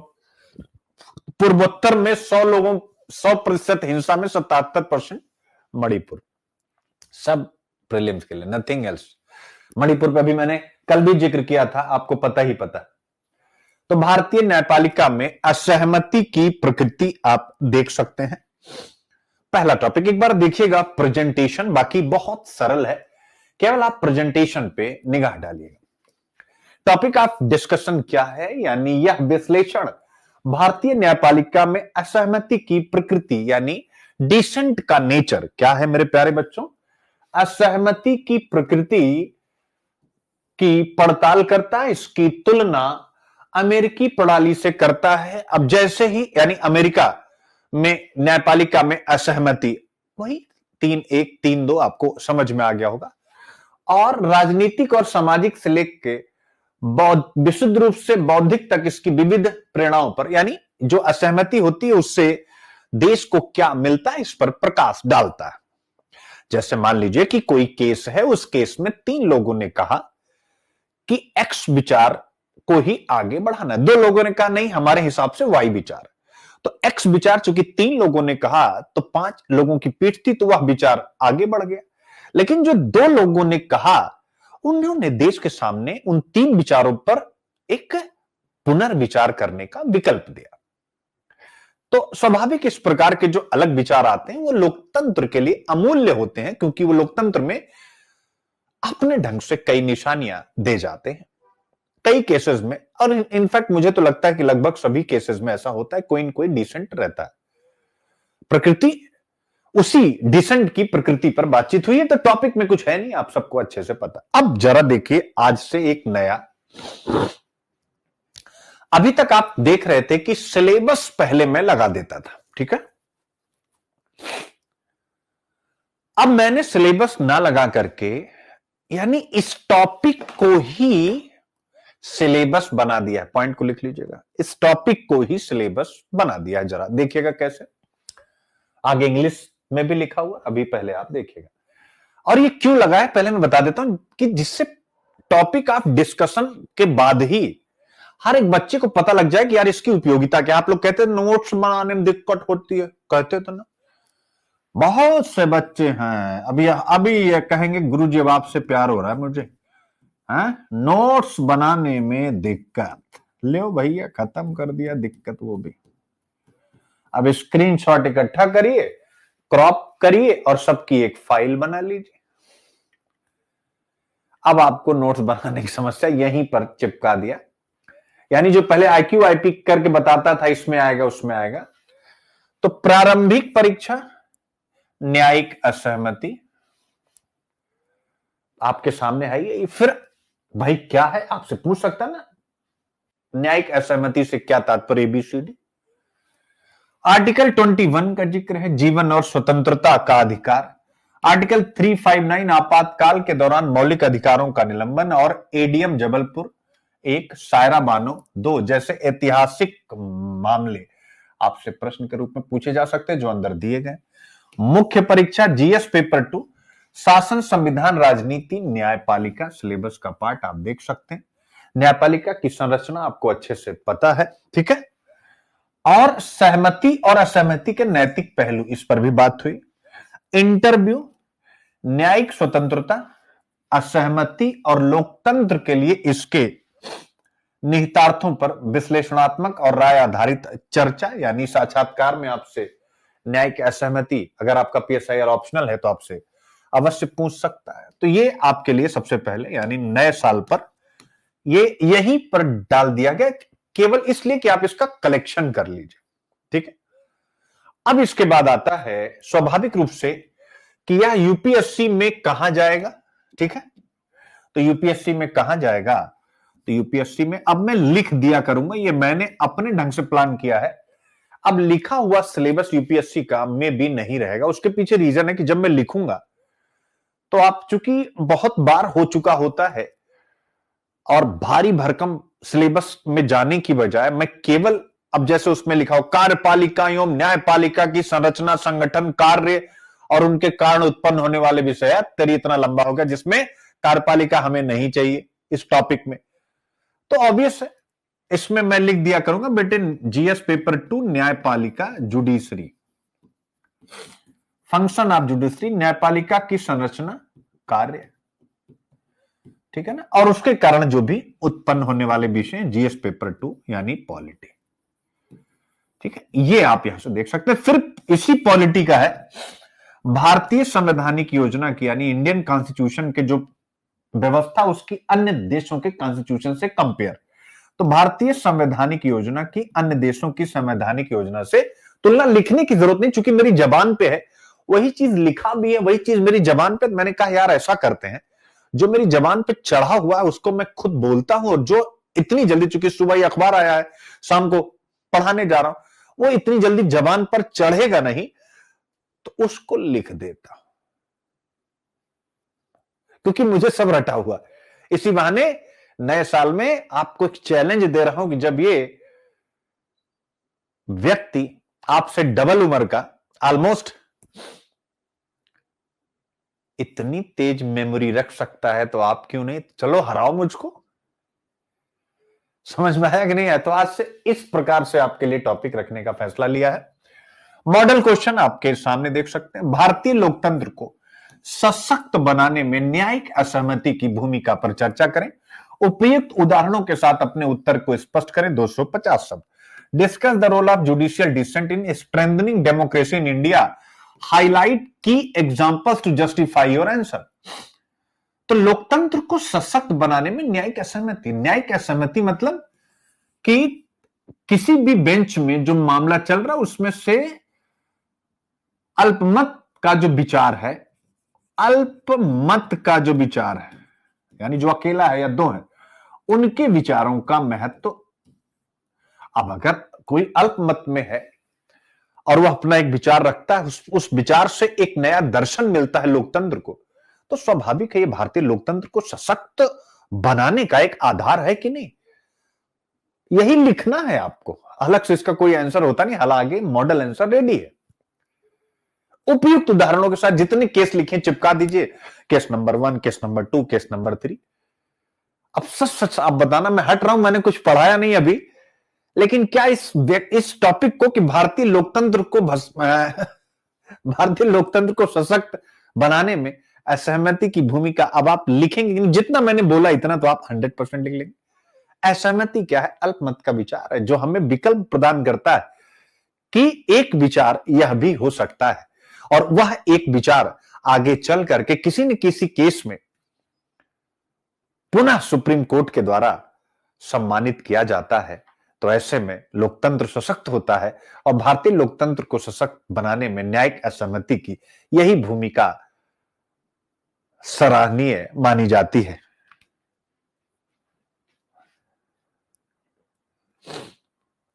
ठीक है,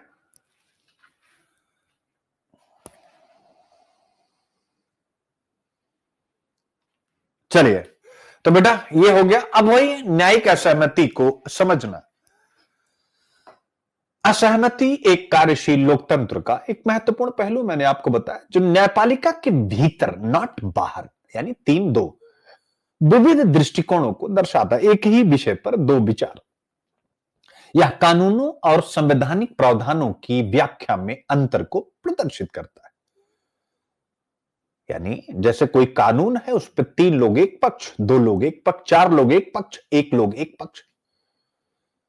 जिससे क्या होता है कि जो भी कानून होते हैं, उस कानून से जुड़े हुए जो प्रिंसिपल्स होते हैं, उनकी समझ और बेहतर ढंग से विकसित होती है। अगर सब एक ही डर्रे पे चलेंगे तो दूसरा कहां से आएगा? जैसे आप पढ़ते हैं ना, क्रॉपिंग पैटर्न में डाइवर्सिफिकेशन, वैसे ही सुप्रीम कोर्ट के केसेस में डाइवर्सिफिकेशन अगर है, तो जैसे क्रॉपिंग पैटर्न को डाइवर्सिफाई करने से सस्टेनेबल एग्रीकल्चर होता है, वैसे ही जुडिशियल डिसीजंस में डाइवर्सिफिकेशन से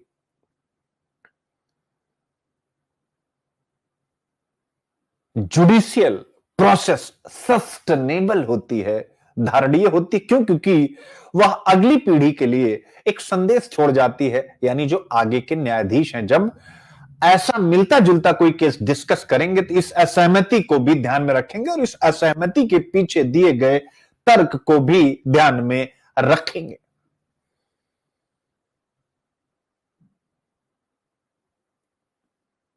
और अमेरिका से तुलनीय है, यानी अमेरिका और भारत दोनों में यह है, और यह दिखाता है कि न्यायाधीश अपने डिसीजंस और अपने डिसेंट, यानी निर्णय और असहमति के माध्यम से भाई कानूनों की व्याख्या करने और कानून को नया आकार देने में सक्रिय भूमिका निभाते हैं। और भाई हमारा काम क्या है? अगर हम देखें तो जुडिशरी का काम क्या है, न्यायपालिका का काम क्या है बच्चों? जुडिशरी यानी न्यायपालिका का काम क्या है? आप कहेंगे सर कानूनों की व्याख्या करना। अच्छा भैया, कार्यपालिका का काम क्या है? कानूनों को लागू करना, और वो जो तीसरा पिलर है, ठीक है, तीसरा पिलर क्या है? विधायिका, लेजिस्लेटिव। इसका काम क्या है बताएं मुझे? कानून बनाना। आप देख सकते हैं, इसने बनाया, इसने लागू किया। जैसे इसने बनाया, लागू किया, न्यायपालिका ने कहा कि थोड़ा संविधान से खटक रहा है, तो कानूनों की व्याख्या करना। अब समझ में आ गया है भारतीय लोकतंत्र का कैसे संरक्षण हो रहा है इससे, कि भाई कोई भी कानून जो संसद बनाती है, कार्यपालिका लागू करती, अगर वो संविधान के सिद्धांतों के अनुकूल है या अनुकूल नहीं है, तो न्यायपालिका उसकी व्याख्या करती है। और अगर संविधान सम्मत है तो उसे ओके कर देती है, और संविधान सम्मत नहीं है तो उसे डिसलाइक कर देती है। ठीक है, यानी उसे खारिज कर देती है। हो गया, आनंद की अनुभूति खत्म, टॉपिक। अब एक बार फिर से सब कमेंट करें, क्या जुडिशियल डिसेंट आपको 100% समझ में आ गया कि नहीं आ गया? 100% बेटा।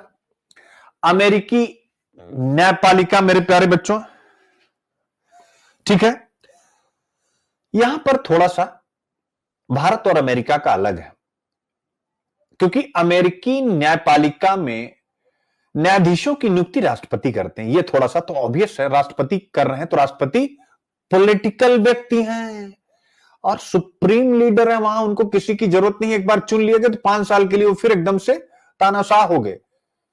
तो न्यायाधीशों की, अब ये मत कहिएगा कि सर आपने कहा था उनको कि वो तानाशाह की तरह शासन, नहीं, चेक एंड बैलेंस हर जगह। मेरा कहने का मतलब उनके पास एक परम शक्ति आती है। न्यायाधीशों की नियुक्ति राष्ट्रपति द्वारा चूंकि वहां की जाती है, और वो क्या करते हैं, जब वो डिसेंट किसी भी केस में रखते हैं तो थोड़ा राजनीतिक विचारधाराओं को दर्शा देते हैं। ठीक है, तो बस आपको इतना ही याद रखना, यहां केस बताया गया कि न्यायमूर्ति स्टीफन ब्रेयर, तो ये सब आपको याद रहेगा नहीं।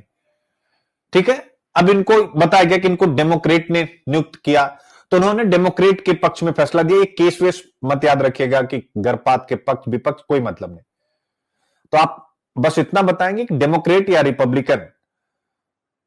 ठीक है, तो अगर मान लीजिए राष्ट्रपति नियुक्त कर रहे हैं जिस भी पार्टी के हैं, तो वह न्यायाधीश कहीं न कहीं पार्टी के पक्ष को रिप्रेजेंट कर देता है। या जो डेमोक्रेट पार्टी या रिपब्लिकन पार्टी का नहीं है, उसके विचार उससे नहीं मिलते, वो उससे अलग विचार अपने रख देता है। लेकिन भारतीय न्यायपालिका में नहीं होता है, और वो क्यों है? Because of the collegium. तो न्यायाधीशों का चयन एक कॉलेजियम सिस्टम के द्वारा किया जाता है, जिससे प्रत्यक्ष राजनीतिक प्रभाव कम से कम होता है। आप समझ सकते हैं। और जो डिसेंट हिंदुस्तान में होता है, वह सामाजिक, बौद्धिक, राजनीतिक, इन सभी विचारों से जुड़ा होता है, किसी एक से नहीं। ठीक है बेटा, अब एग्जाम्पल, यहां तक पिक्चर क्लियर होगी, कोई डाउट तो नहीं है? अमेरिका वाला मैंने बता दिया कि राजनीतिक नियुक्ति होती है, इसलिए राजनीतिक पक्षपात आधारित निर्णय होते हैं, लेकिन भारत में ऐसा नहीं होता, क्योंकि उनकी नियुक्ति कॉलेजियम से होती है। उन्हें अपनी नियुक्ति के लिए किसी राजनेता पर निर्भर नहीं रहना पड़ता। अब आता है यानी राजनीतिक असहमति, पॉलिटिकल डिसएग्रीमेंट। एडीएम जबलपुर मामला 1976, 4 न्यायाधीशों ने, आपातकाल का दौर है ये, इमरजेंसी के दौरान मौलिक अधिकारों के निलंबन को बरकरार रखा कि भाई ठीक है, आपातकाल अगर है तो मौलिक अधिकार किसी के नहीं रहेंगे, जो हमारे और आपके हैं। लेकिन यानी 4 इंदिरा जी की लाइन पर गए, राजनीतिक लाइन पर, लेकिन न्यायमूर्ति एचआर खन्ना ने डिसेंट दिखाया, इस विचार से असहमति दिखाई और कहा कि भाई किसी भी सूरत में अनुच्छेद 21 को निलंबित नहीं किया जा सकता। और जब उन्होंने ऐसा कहा तो भारतीय कानून के इतिहास में यह एक ऐतिहासिक क्षण बन गया। इस असहमति ने न केवल संवैधानिक नैतिकता को बरकरार रखा, अपितु पॉलिटिकल प्रेशर का भी विरोध किया और आज की न्यायपालिका के समक्ष भी एक आदर्श रखा और इसके माध्यम से डेमोक्रेसी यानी लोकतंत्र को मजबूत किया। हो गया, एकदम से एडीएम जबलपुर केस आपके सामने आ जाता है। फिर 1998 पीबी नरसिम्हा राव केस,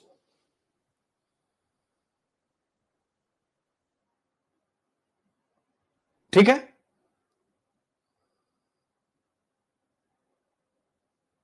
फिर इसके बाद सारे केसेस, सायरा बानो केस,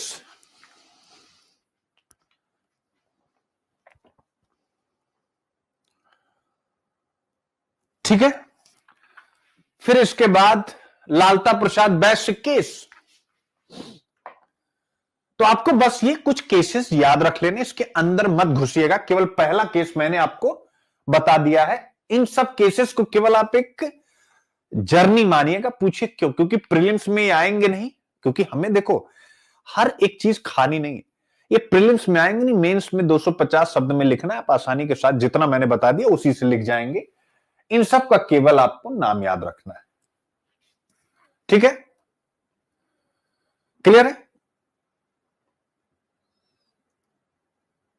अब असहमति में कौन कौन से विषय आते हैं? पहला होता है पॉलिटिकल डिसेंट, इसको कहते हैं, यानी कि न्यायपालिका में राजनीतिक हस्तक्षेप नहीं हो सकता है। अगर होगा तो उससे असहमति दर्ज की जाएगी। सामाजिक असहमति, यानी समाज से संबंधित कोई मुद्दा हो, हिंदू मुस्लिम का कोई मुद्दा हो, या मुद्दा कैसे, हिंदू मुस्लिम सांप्रदायिकता नहीं, यानी हिंदू कानून या मुस्लिम कानून, तो वहां पर भी कोई किसी न किसी आधार पर असहमति कोई न कोई सदस्य व्यक्त कर देता है। और बौद्धिक असहमति, यानी विभिन्न व्याख्याओं के माध्यम से कानूनी और संवैधानिक न्यायशास्त्र को समृद्ध करना, यानी नए प्रकार के विचार देना। सिंपल सी बात है। तो ये सारी चीजें हो गई। आप क्लियर बेटा?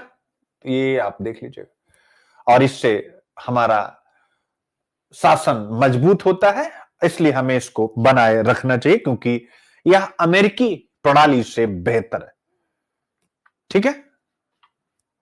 तो इसको आप याद कर लीजिएगा। अब आइए आपके सामने चलते हैं। भारतीय लोकतंत्र को सशक्त बनाने में न्यायिक असहमति की भूमिका पर चर्चा करें। उपयुक्त उदाहरणों के साथ अपने उत्तर को 250 शब्द। परिचय, इसलिए मैंने कहा था वहां पर ज्यादा केसेस का चक्कर नहीं पालना है। वो इसलिए क्योंकि आपको उतने की ज्यादा जरूरत है नहीं, केवल नाम से ही आपका काम हो जाता है। तो हे प्रभुओं, 1 जनवरी है, अपनी सोच को बड़ा कीजिए। हर लाइन आपको याद करने की जरूरत नहीं है। ना तो वो प्रीलिम्स के लिए था, ना मेंस के लिए था। केवल हेडिंग से आपका काम चल जाता है।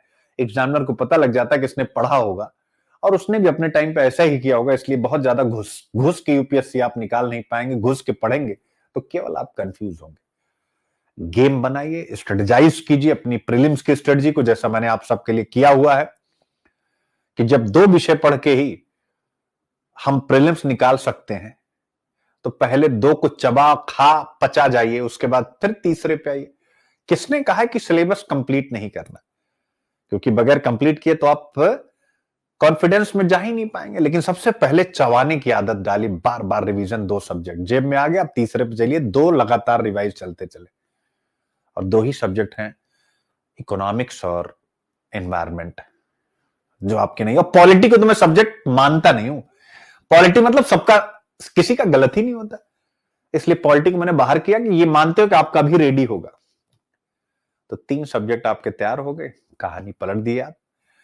पढ़िए, क्या ही दिक्कत। सुनील अभिव्यक्ति इतिहास, बेटा मैं इतिहास पढ़ाता हूं, इतिहास में रंग भर दूंगा। सोचो कि मैं ऑप्शनल का इतिहास का टीचर, तब भी आपसे कहता हूं कि 7 क्वेश्चन से ज्यादा आप कर ही नहीं पाओगे। अगर वो 14 भी पूछेगा ना, 7 से ज्यादा नहीं। पता नहीं कहां कहां से पूछ लेता है। तो क्यों हम वो जो 7 क्वेश्चन जो हमें आएंगे भी नहीं, उसके लिए हम खुफिया किताब में पढ़ रहे हैं? हटाओ, फेंको। 7 क्वेश्चन एनसीईआरटी अगर आप अच्छे से पढ़ते हैं, और जो हमारे कंटेंट है जो रवि रंजन सर आप लोगों को दे रहे हैं, वो हम पकड़ा देंगे, उसी से आपका हो जाएगा 7-8 क्वेश्चन। तो 15 पढ़ने की जरूरत क्यों? प्रीलिम्स है ना। ना नंबर जुड़ना है मेंस में, ना फाइनल लिस्ट से इसका कोई मतलब है, लेकिन इसीलिए फेल है, इसीलिए फेल है बेटा। अपना प्लेटफॉर्म बनाने के पीछे केवल एक रीजन यही है। अब यहां किसी का विचार नहीं चलता, यहां मेरे विचार चलते हैं। क्योंकि और प्लेटफॉर्म से क्या मैंने कुछ कहा, अब आप भी तो मुझे पहली बार ही देख रहे हैं, ऐसे ही मेरे जैसे किसी और अध्यापक को भी देख रहे हैं, किसी वो कुछ और कह रहे हैं। क्यों? क्योंकि उनकी भी गलती नहीं। अब किसी कंपनी में हम काम कर रहे हैं तो सबको अपनी मार्केट बना के रखनी, चूंकि अगर उनके कोड से एडमिशन नहीं होगा तो कंपनी उनका पैसा काट लेगी, कंपनी उनके ऊपर प्रेशर बनाएगी। तो वो क्या करेंगे? अगर सुनील सर की स्ट्रेटजी अच्छी, अगर उसको फॉलो करेंगे तो आप ही उनको नहीं अपनाएंगे। क्या सुनील सर बेस्ट है? वो क्या करेंगे? ना चाहते हुए भी सुनील सर की स्ट्रेटजी को काटने लगेंगे, जिससे कि आप उनकी स्ट्रेटजी पर विश्वास करें। अब बच्चा कंफ्यूज, अब उसमें सुनील अभिव्यक्ति से तो फोन पे बात हो नहीं पाती, तो बच्चा उस टाइम तो एकदम ही नहीं हो पाती थी क्योंकि बहुत बच्चों की फौज थी। अब तो खैर सबसे होती है, तो आप उन टीचरों से आपकी बात हो जाती थी, क्योंकि उनके पास उतना भीड़ नहीं था। अब आपको लगता था कि यार यही बेस्ट है, बाद में आपको पता लगा अरे यार ये तो मामला ही खराब हो गया, लेकिन तब तक आपका समय निकल गया। तो ये सारी चीजें, मैं इसलिए कभी किसी अध्यापक को दोषी नहीं ठहराता हूं। ये जो टीचरों में कंपटीशन हो जाता ना, ये नहीं होना चाहिए। हर टीचर की अपनी एक खूबी, अपनी एक क्वालिटी है, सब आपस में मिल के काम करें, वो थोड़ा सा ठीक है। तो आइए जरा देखिएगा, भारतीय लोकतंत्र को सशक्त बनाने में न्यायिक असहमति की भूमिका पर चर्चा करें, उपयुक्त उदाहरणों के साथ अपने उत्तर को स्पष्ट करें। न्यायिक असहमति लोकतंत्र में वैकल्पिक दृष्टिकोण प्रस्तुत करती है। यह संवैधानिक मतलब परिभाषा देने की भी जरूरत नहीं है। यह संवैधानिक और कानूनी मुद्दों पर गहन विचार प्रदान कर शासन में संतुलन स्थापित करती है। साथ ही यह मौलिक अधिकारों की रक्षा, एडीएम जबलपुर की रक्षा में महत्वपूर्ण भूमिका निभाती है। अब दूसरा पार्ट कह रहा है सीधा, क्योंकि ये पूछ रहा ना भारतीय लोकतंत्र को सशक्त बनाने में इसकी भूमिका पूछ रहा। अब अगर हम इसी को डिफाइन करने लग जाएंगे तो, या अगर आप डिफाइन करना चाहें तो वो जो फ्लो चार्ट है जो अभी मैंने बनाया ना विधायिकाकार पर, वो आप यहां पर बना सकते हैं। लोकतंत्र को सशक्त बनाने में न्यायिक असहमति की भूमिका। पहला, संवैधानिक मूल्यों की रक्षा। असहमति यह सुनिश्चित करती है कि निर्णय संवैधानिक नैतिकता के अनुरूप हो। उदाहरण, यही आपके आंसर की सबसे बड़ी ताकत है। बात करिए उदाहरण से, जस्टिफाई कीजिए। इसी को कहते हैं जस्टिफाई करना, या हिंदी में बोलते हैं औचित्य सिद्ध करना।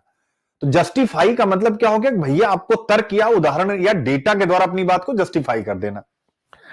उदाहरण, एडीएम जबलपुर मामला 1976 में जस्टिस एच.आर. खन्ना ने आपातकाल के दौरान अनुच्छेद 21 जीवन और स्वतंत्रता का अधिकार को निलंबित करने का विरोध किया था। आप देख सकते हैं। अब आगे, ठीक है बच्चों, अल्पसंख्यकों के अधिकारों की रक्षा, यानी दूसरा पॉइंट, यह हाशिए पर खड़े समुदायों के अधिकारों की रक्षा करती। उदाहरण, सारा बानो मामला 2017 में असहमति ने धार्मिक परंपराओं और महिलाओं के अधिकारों में संतुलन पर जोर दिया। मैं हंस क्यों रहा हूं? अगर मैंने वहां आपको रोका ना होता कि बेटा पूरे केस के अंदर क्या हुआ वो आप मत पढ़िएगा, तो आप सब मुझसे अभी कोई न कोई कमेंट करके पूछ लेता है कि सर थोड़ा सारा बानो केस समझा दीजिए। ठीक है, यही होता है। तो मैं, मेरे लिए सेकंड का काम है, आप सबको पता है, मैं इतने डाउट आपके सॉल्व कर रहा हूं। अब मैं समझाता लगभग 10 मिनट 12 मिनट, लेकिन उसकी आपकी लाइफ में कोई उपयोगिता नहीं है। तो अब देखिए आंसर में आ गया ना, जो असली बात है। इतना बड़ा केस था, एक लाइन में केस सिमट गया है कि नहीं, एक बार देखो। सारा में असहमति ने धार्मिक परंपराओं और महिलाओं के अधिकारों में संतुलन पर जोर दिया। भाई ठीक है, मुस्लिमों की अपनी धार्मिक परंपरा है, लेकिन महिलाओं का अधिकार भी महत्वपूर्ण है। तीसरा पॉइंट आता है न्यायिक जवाबदेही को बढ़ावा, यानी उदाहरण देखिए, जस्टिफिकेशन, असहमति बहुमत के निर्णयों को चुनौती देकर, बहुमत मतलब 2 में से 3 का बहुमत, पारदर्शिता और न्यायिक विश्वसनीयता बढ़ाती, यानी लोगों को विश्वास होता। उदाहरण, ऐसा सफी मामला 2022 में धर्मनिरपेक्षता और सहिष्णुता के विभिन्न दृष्टिकोण प्रस्तुत किए गए। अब इस केस को भी इतना लंबा था, इतना छोटे में आ गया। यही आंसर राइटिंग आप लोगों को सीखनी, इतनी बड़ी चीज को एक लाइन में कैसे कन्वर्ट करना, क्योंकि आप तो बच्चे हैं, आपकी गलती बिल्कुल भी नहीं, तो आपको सिखाना हमारी जिम्मेदारी है। चौथा आता है, यानी लोकतंत्र को कैसे मजबूत कर रहा है, कानूनी विकास को प्रोत्साहन। असहमति भविष्य में निर्णयों के लिए आधार मैंने आपको बता दिया। उदाहरण, आर.पी. नरसिम्हा राव मामला 1998 में संसद में भ्रष्टाचार के मुद्दे पर असहमति ने संवैधानिक सीमाओं को परिभाषित किया। ठीक है, तो आप देख सकते हैं। और निष्कर्ष, न्यायिक असहमति लोकतंत्र की आधारशिला है। आधारशिला मेरा बैच का भी नाम है।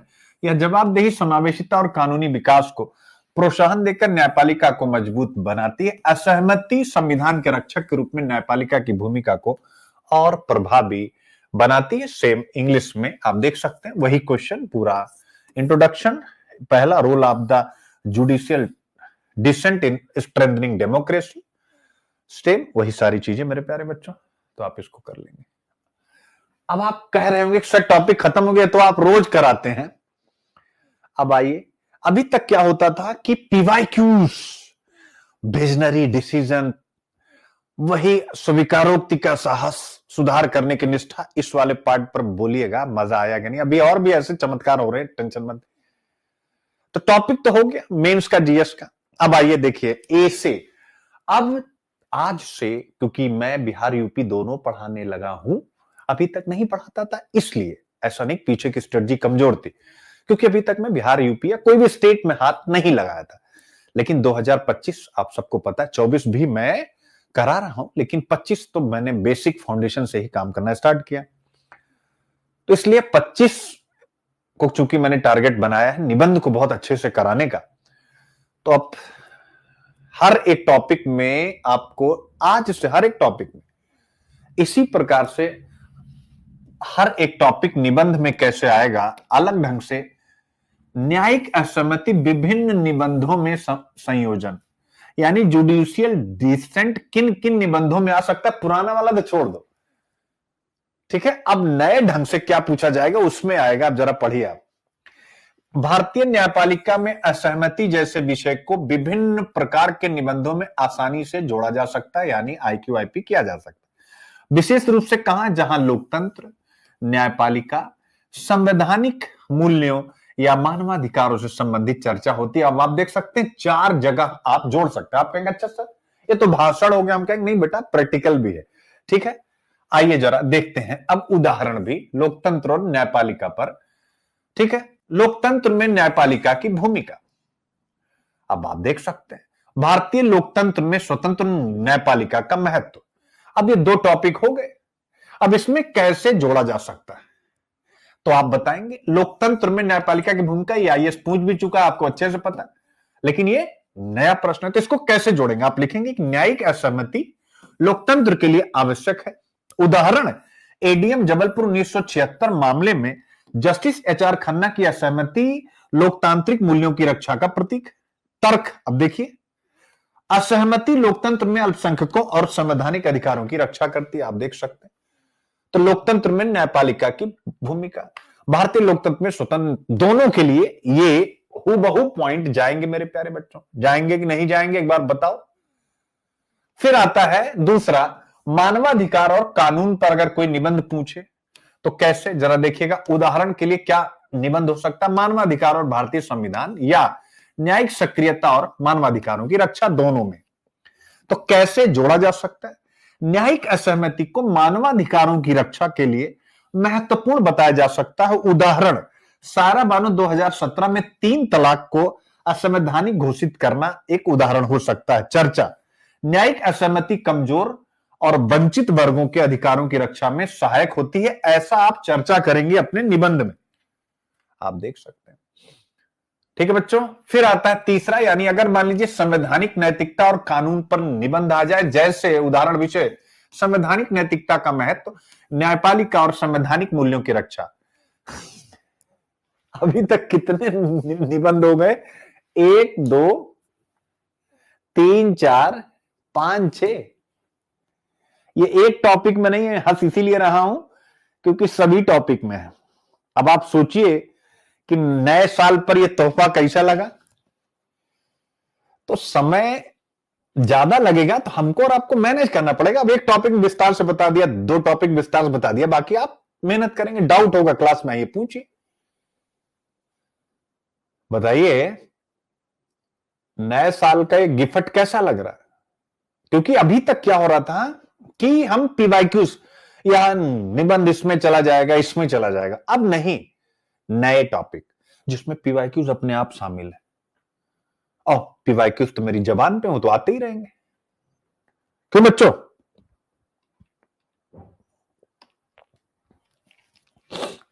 ठीक है। अब इसके बाद आता है यानी संवैधानिक नैतिकता का महत्व, यानी न्यायपालिका और संवैधानिक मूल्यों की रक्षा कैसे जोड़ा जाए, यानी IQIP। असहमति को संवैधानिक नैतिकता का एक प्रतीक माना जा सकता। उदाहरण हिजाब मामला 2022 में धर्मनिरपेक्षता और सहिष्णुता के मूल्यों पर बहस हुई थी, जिसमें तर्क दिया गया था कि असहमति संविधान की आत्मा को बनाए रखने में मदद करती है। आप देख सकते हैं। न्यायिक स्वतंत्रता पर अगर निबंध पूछ ले, जैसे विषय क्या होगा, भारतीय न्यायपालिका स्वतंत्रता और चुनौतियां, न्यायिक स्वतंत्रता और लोकतंत्र, तो कैसे जोड़ा जा सकता है? तर्क देंगे कि असहमति न्यायपालिका की स्वतंत्रता का प्रतीक है। उदाहरण आरपी नरसिम्हा राव 1999 मामले में भ्रष्टाचार के खिलाफ असहमति। आप इसमें चर्चा करेंगे कि यह राजनीतिक दबाव के खिलाफ न्यायपालिका की स्वतंत्रता को दिखाता है। पांचवा निबंध सामाजिक न्याय और समानता। उदाहरण क्या, यानी सामाजिक न्याय में न्यायपालिका की भूमिका, धर्मनिरपेक्षता और सामाजिक न्याय, यानी ऐसा कोई प्रश्न कैसे जोड़ा जा सकता है? असहमति सामाजिक न्याय और समानता को बढ़ावा देती। उदाहरण हिजाब मामला 2022 और सायरा बानो मामला 2017। तर्क असहमति समाज के कमजोर वर्गों के अधिकारों की रक्षा करती है। ठीक है, आप देख सकते हैं। फिर अगला न्यायिक सक्रियता बनाम न्यायिक आत्मसंयम पर निबंध। विषय क्या आएगा? न्यायिक सक्रियता का महत्व और सीमाएं। न्यायिक सक्रियता और न्यायिक असहमति का संबंध, यानी निबंध हो गया। कैसे जोड़ा जा सकता है? चर्चा। न्यायिक असहमति न्यायिक सक्रियता को बढ़ावा देती और संवैधानिक मुद्दों पर जागरूकता लाती। उदाहरण लोटा प्रसाद बैस 2024 केस, जो राज्यों की कराधान शक्ति पर बौद्धिक बहस को उजागर करता है। ठीक है, हो गया बेटा? क्लियर हो गया? तो ये आपके सामने, यानी इसी हिसाब से आप असहमति को किसी भी प्रश्न की संरचना में कैसे जोड़ेंगे, आप उसके साथ भी कनेक्ट कर सकते हैं। अब जरा आओ आगे। ऑप्शनल पॉलिटिकल साइंस PSIR आप देख सकते हो। अब PSIR भारत में न्यायिक असहमति का विषय political science and international relation वैकल्पिक विषय से सीधे तौर पर जुड़ा, क्योंकि यह लोकतंत्र, न्यायपालिका, संवैधानिक नैतिकता और मानवाधिकारों जैसे मुद्दों से संबंधित है। अब PSIR पेपर 1 राजनीतिक सिद्धांत और भारतीय राजनीति से कैसे जुड़ा हुआ है, आप देख सकते हैं। तो ये मैं केवल कंटेंट दे रहा हूं। लोकतंत्र में न्यायिक असहमति का महत्व, ADM जबलपुर केस, शक्तियों का पृथक्करण आप देख सकते हैं, सारा बानो केस, PSIR पेपर 1 में ही संवैधानिक नैतिकता। ठीक है, क्लियर बेटा? तो PSIR paper 2 judiciary and governance, paper 2 judiciary का रोल ह्यूमन राइट में, तो आप देख सकते हैं। यानी PSIR ऑप्शनल, आप इसको बढ़िया से कनेक्ट कर लीजिएगा बच्चों। ठीक है, तो आप देख सकते हैं। थ्योरी से कैसे लिंक करें ये भी बता दिया हूं, जैसे रॉल्स की जस्टिस की थ्योरी, मॉन्टेस्क्यू की सेपरेशन ऑफ पावर की थ्योरी, केस स्टडीज का भी उपयोग करें, तो ये आपको सब बता दिया गया है, यानी PSIR। अब आता है धमाके पे धमाका जरा, एथिक्स। न्यायिक असहमति के संदर्भ में कई नैतिक मुद्दे हैं। चूंकि देखिए मैंने PCS भी पकड़ा है, IAS भी पकड़ा है, तो न्यायिक असहमति के संदर्भ में कई नैतिक मुद्दे जुड़े हुए हैं, जो लोकतंत्र, न्यायपालिका की स्वतंत्रता और न्याय प्रक्रिया की पारदर्शिता पर प्रभाव डालते हैं। कोई कहेगा कि सब कैसे? अरे भैया, UPSC ने पूछा ना संवैधानिक नैतिकता क्या है, तो ADM जबलपुर केस में भी आपने पढ़ा ना, और सभी केस में एक ही लाइन लिखी कि इससे संवैधानिक नैतिकता का संरक्षण हुआ। ठीक है, तो न्यायिक असहमति के साथ क्या क्या नैतिक मुद्दे हैं आप देख लीजिए। पहला, न्यायाधीशों की जिम्मेदारी बनाम व्यक्तिगत स्वतंत्रता, यानी क्या न्यायाधीश, जैसे देखिए मुद्दा क्या है, अपनी व्यक्तिगत राय के आधार पर असहमति व्यक्त कर सकते हैं, भले ही यह बहुमत के निर्णय से अलग हो। बिल्कुल, न्यायाधीशों की जिम्मेदारी है कि वे संविधान के अनुसार कार्य करें, लेकिन क्या उनकी व्यक्तिगत स्वतंत्रता न्यायिक प्रक्रिया को प्रभावित कर सकती है? इस प्रकार के प्रश्न उठते हैं। फिर नैतिक संघर्ष, एथिकल कॉन्फ्लिक्ट, न्यायाधीश को संवैधानिक दायित्व और व्यक्तिगत नैतिकता के बीच संतुलन बनाना होता है। उदाहरण के लिए एडीएम जबलपुर केस में जस्टिस खन्ना ने व्यक्तिगत नैतिकता के आधार पर असहमति जताई, भले उन्हें बहुमत का समर्थन नहीं मिला। तो ऐसे में अगर एथिकल कॉन्फ्लिक्ट पर कोई प्रश्न लिखने को आए तो क्या आप एडीएम जबलपुर का केस लिख पाएंगे कि नहीं लिख पाएंगे? बोलिए। एथिकल कॉन्फ्लिक्ट, ये जो कंटेंट दिया जा रहा है, ये आपका बेस तैयार करने के लिए दिया जा रहा है। यानी इन टॉपिक्स के आधार पर आपको करंट से इतना अपडेट कर दूंगा कि आप इथिक्स में 150 से ज्यादा मार्क्स उठा सकें। ठीक है। तो एथिकल कॉन्फ्लिक्ट में एडीएम जबलपुर, ये मुद्दे हो गए। और फिर नैतिक संघर्ष क्या हो गया, आप देख सकते हैं, बहुत इजी। दूसरा मुद्दा हो गया आपका लोकतंत्र और न्यायिक एकता का संघर्ष। असहमति कभी कभी न्यायपालिका की एकता को कमजोर कर सकती। बिल्कुल। अरे भाई, अगर 4-1 है तो एक अलग हो गया ना। क्या न्यायपालिका में विभाजन लोकतंत्र और जनता के विश्वास को प्रभावित कर सकता है? अब यहां पर इन दोनों विषयों पर एक मोरल कॉन्फ्लिक्ट। असहमति से न्यायपालिका में पारदर्शिता और लोकतांत्रिक मूल्यों को बल मिलता है, लेकिन यह एकता और सामंजस्य को कमजोर कर सकती है, ऑब्वियस है। तो यह एक मोरल कॉन्फ्लिक्ट है।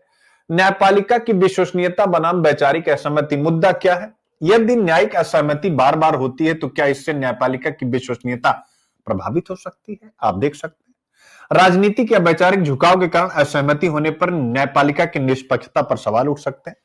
अब यहां पर क्या एथिकल कॉन्फ्लिक्ट है? न्यायाधीशों को अपने वैचारिक झुकाव को छोड़कर संविधान और कानून के प्रति वफादार रहना चाहिए किसी भी प्रकार का नैतिक कॉन्फ्लिक्ट उत्पन्न होने पर। तो सामाजिक न्याय बनाम कानूनी औचित्य, ठीक है। तो इसको आप एथिक्स के एंगल से बहुमत का सम्मान बनाम असहमति का अधिकार, या आप पढ़ेंगे बेहतर ढंग से आपको। या छठा राजनीतिक दबाव और न्यायिक स्वतंत्रता, सातवां न्याय में देरी बनाम असहमति का महत्व, आठवां न्यायिक सक्रियता बनाम न्यायिक सीमाएं, ठीक है। और फिर आता है निष्कर्ष, पूरा टॉपिक। फिर इतना ही नहीं, ये टॉपिक जा रहा है इंटरव्यू में। आप लोग थक जाओगे, आप कहोगे सर अब आइए जरा। संविधान और न्यायपालिका पर आधारित प्रश्न, यानी न्यायिक असहमति का भारतीय लोकतंत्र में क्या महत्व है? मेंबर ए, क्या न्यायिक असहमति निर्णय प्रक्रिया को कमजोर करती है? उत्तर है नहीं। तीसरा है न्यायिक असहमति और न्यायिक स्वतंत्रता में क्या संबंध है? देख सकते हैं। क्या आप मानते हैं कि न्यायिक असहमति लोकतंत्र को कमजोर कर सकती है? बिल्कुल नहीं। ठीक है। भारत और अमेरिका में न्यायिक असहमति की प्रकृति में क्या अंतर है? क्या आप मानते हैं कि न्यायिक असहमति से निर्णय लागू करने में देरी होती है? न्यायिक असहमति का कमजोर वर्गों के अधिकारों की रक्षा में क्या योगदान है? ट्रिपल तलाक केस और हिजाब केस में असहमति का सामाजिक न्याय पर क्या प्रभाव पड़ा? क्या आप मानते हैं कि न्यायाधीशों में असहमति दिखाना उनके कर्तव्यों का उल्लंघन है? यदि आप न्यायाधीश होते तो क्या आप बहुमत के फैसले का विरोध करने का साहस दिखाते? हां। ठीक है। हाल ही में न्यायिक असहमति का सबसे प्रमुख उदाहरण क्या? हिजाब केस 2022। भविष्य में न्यायिक असहमति की भूमिका कैसे बदल सकती है?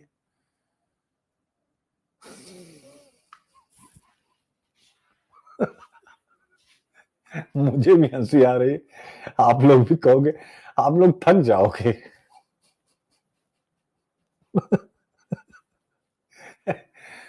ऐसे ही सारे टॉपिक हैं।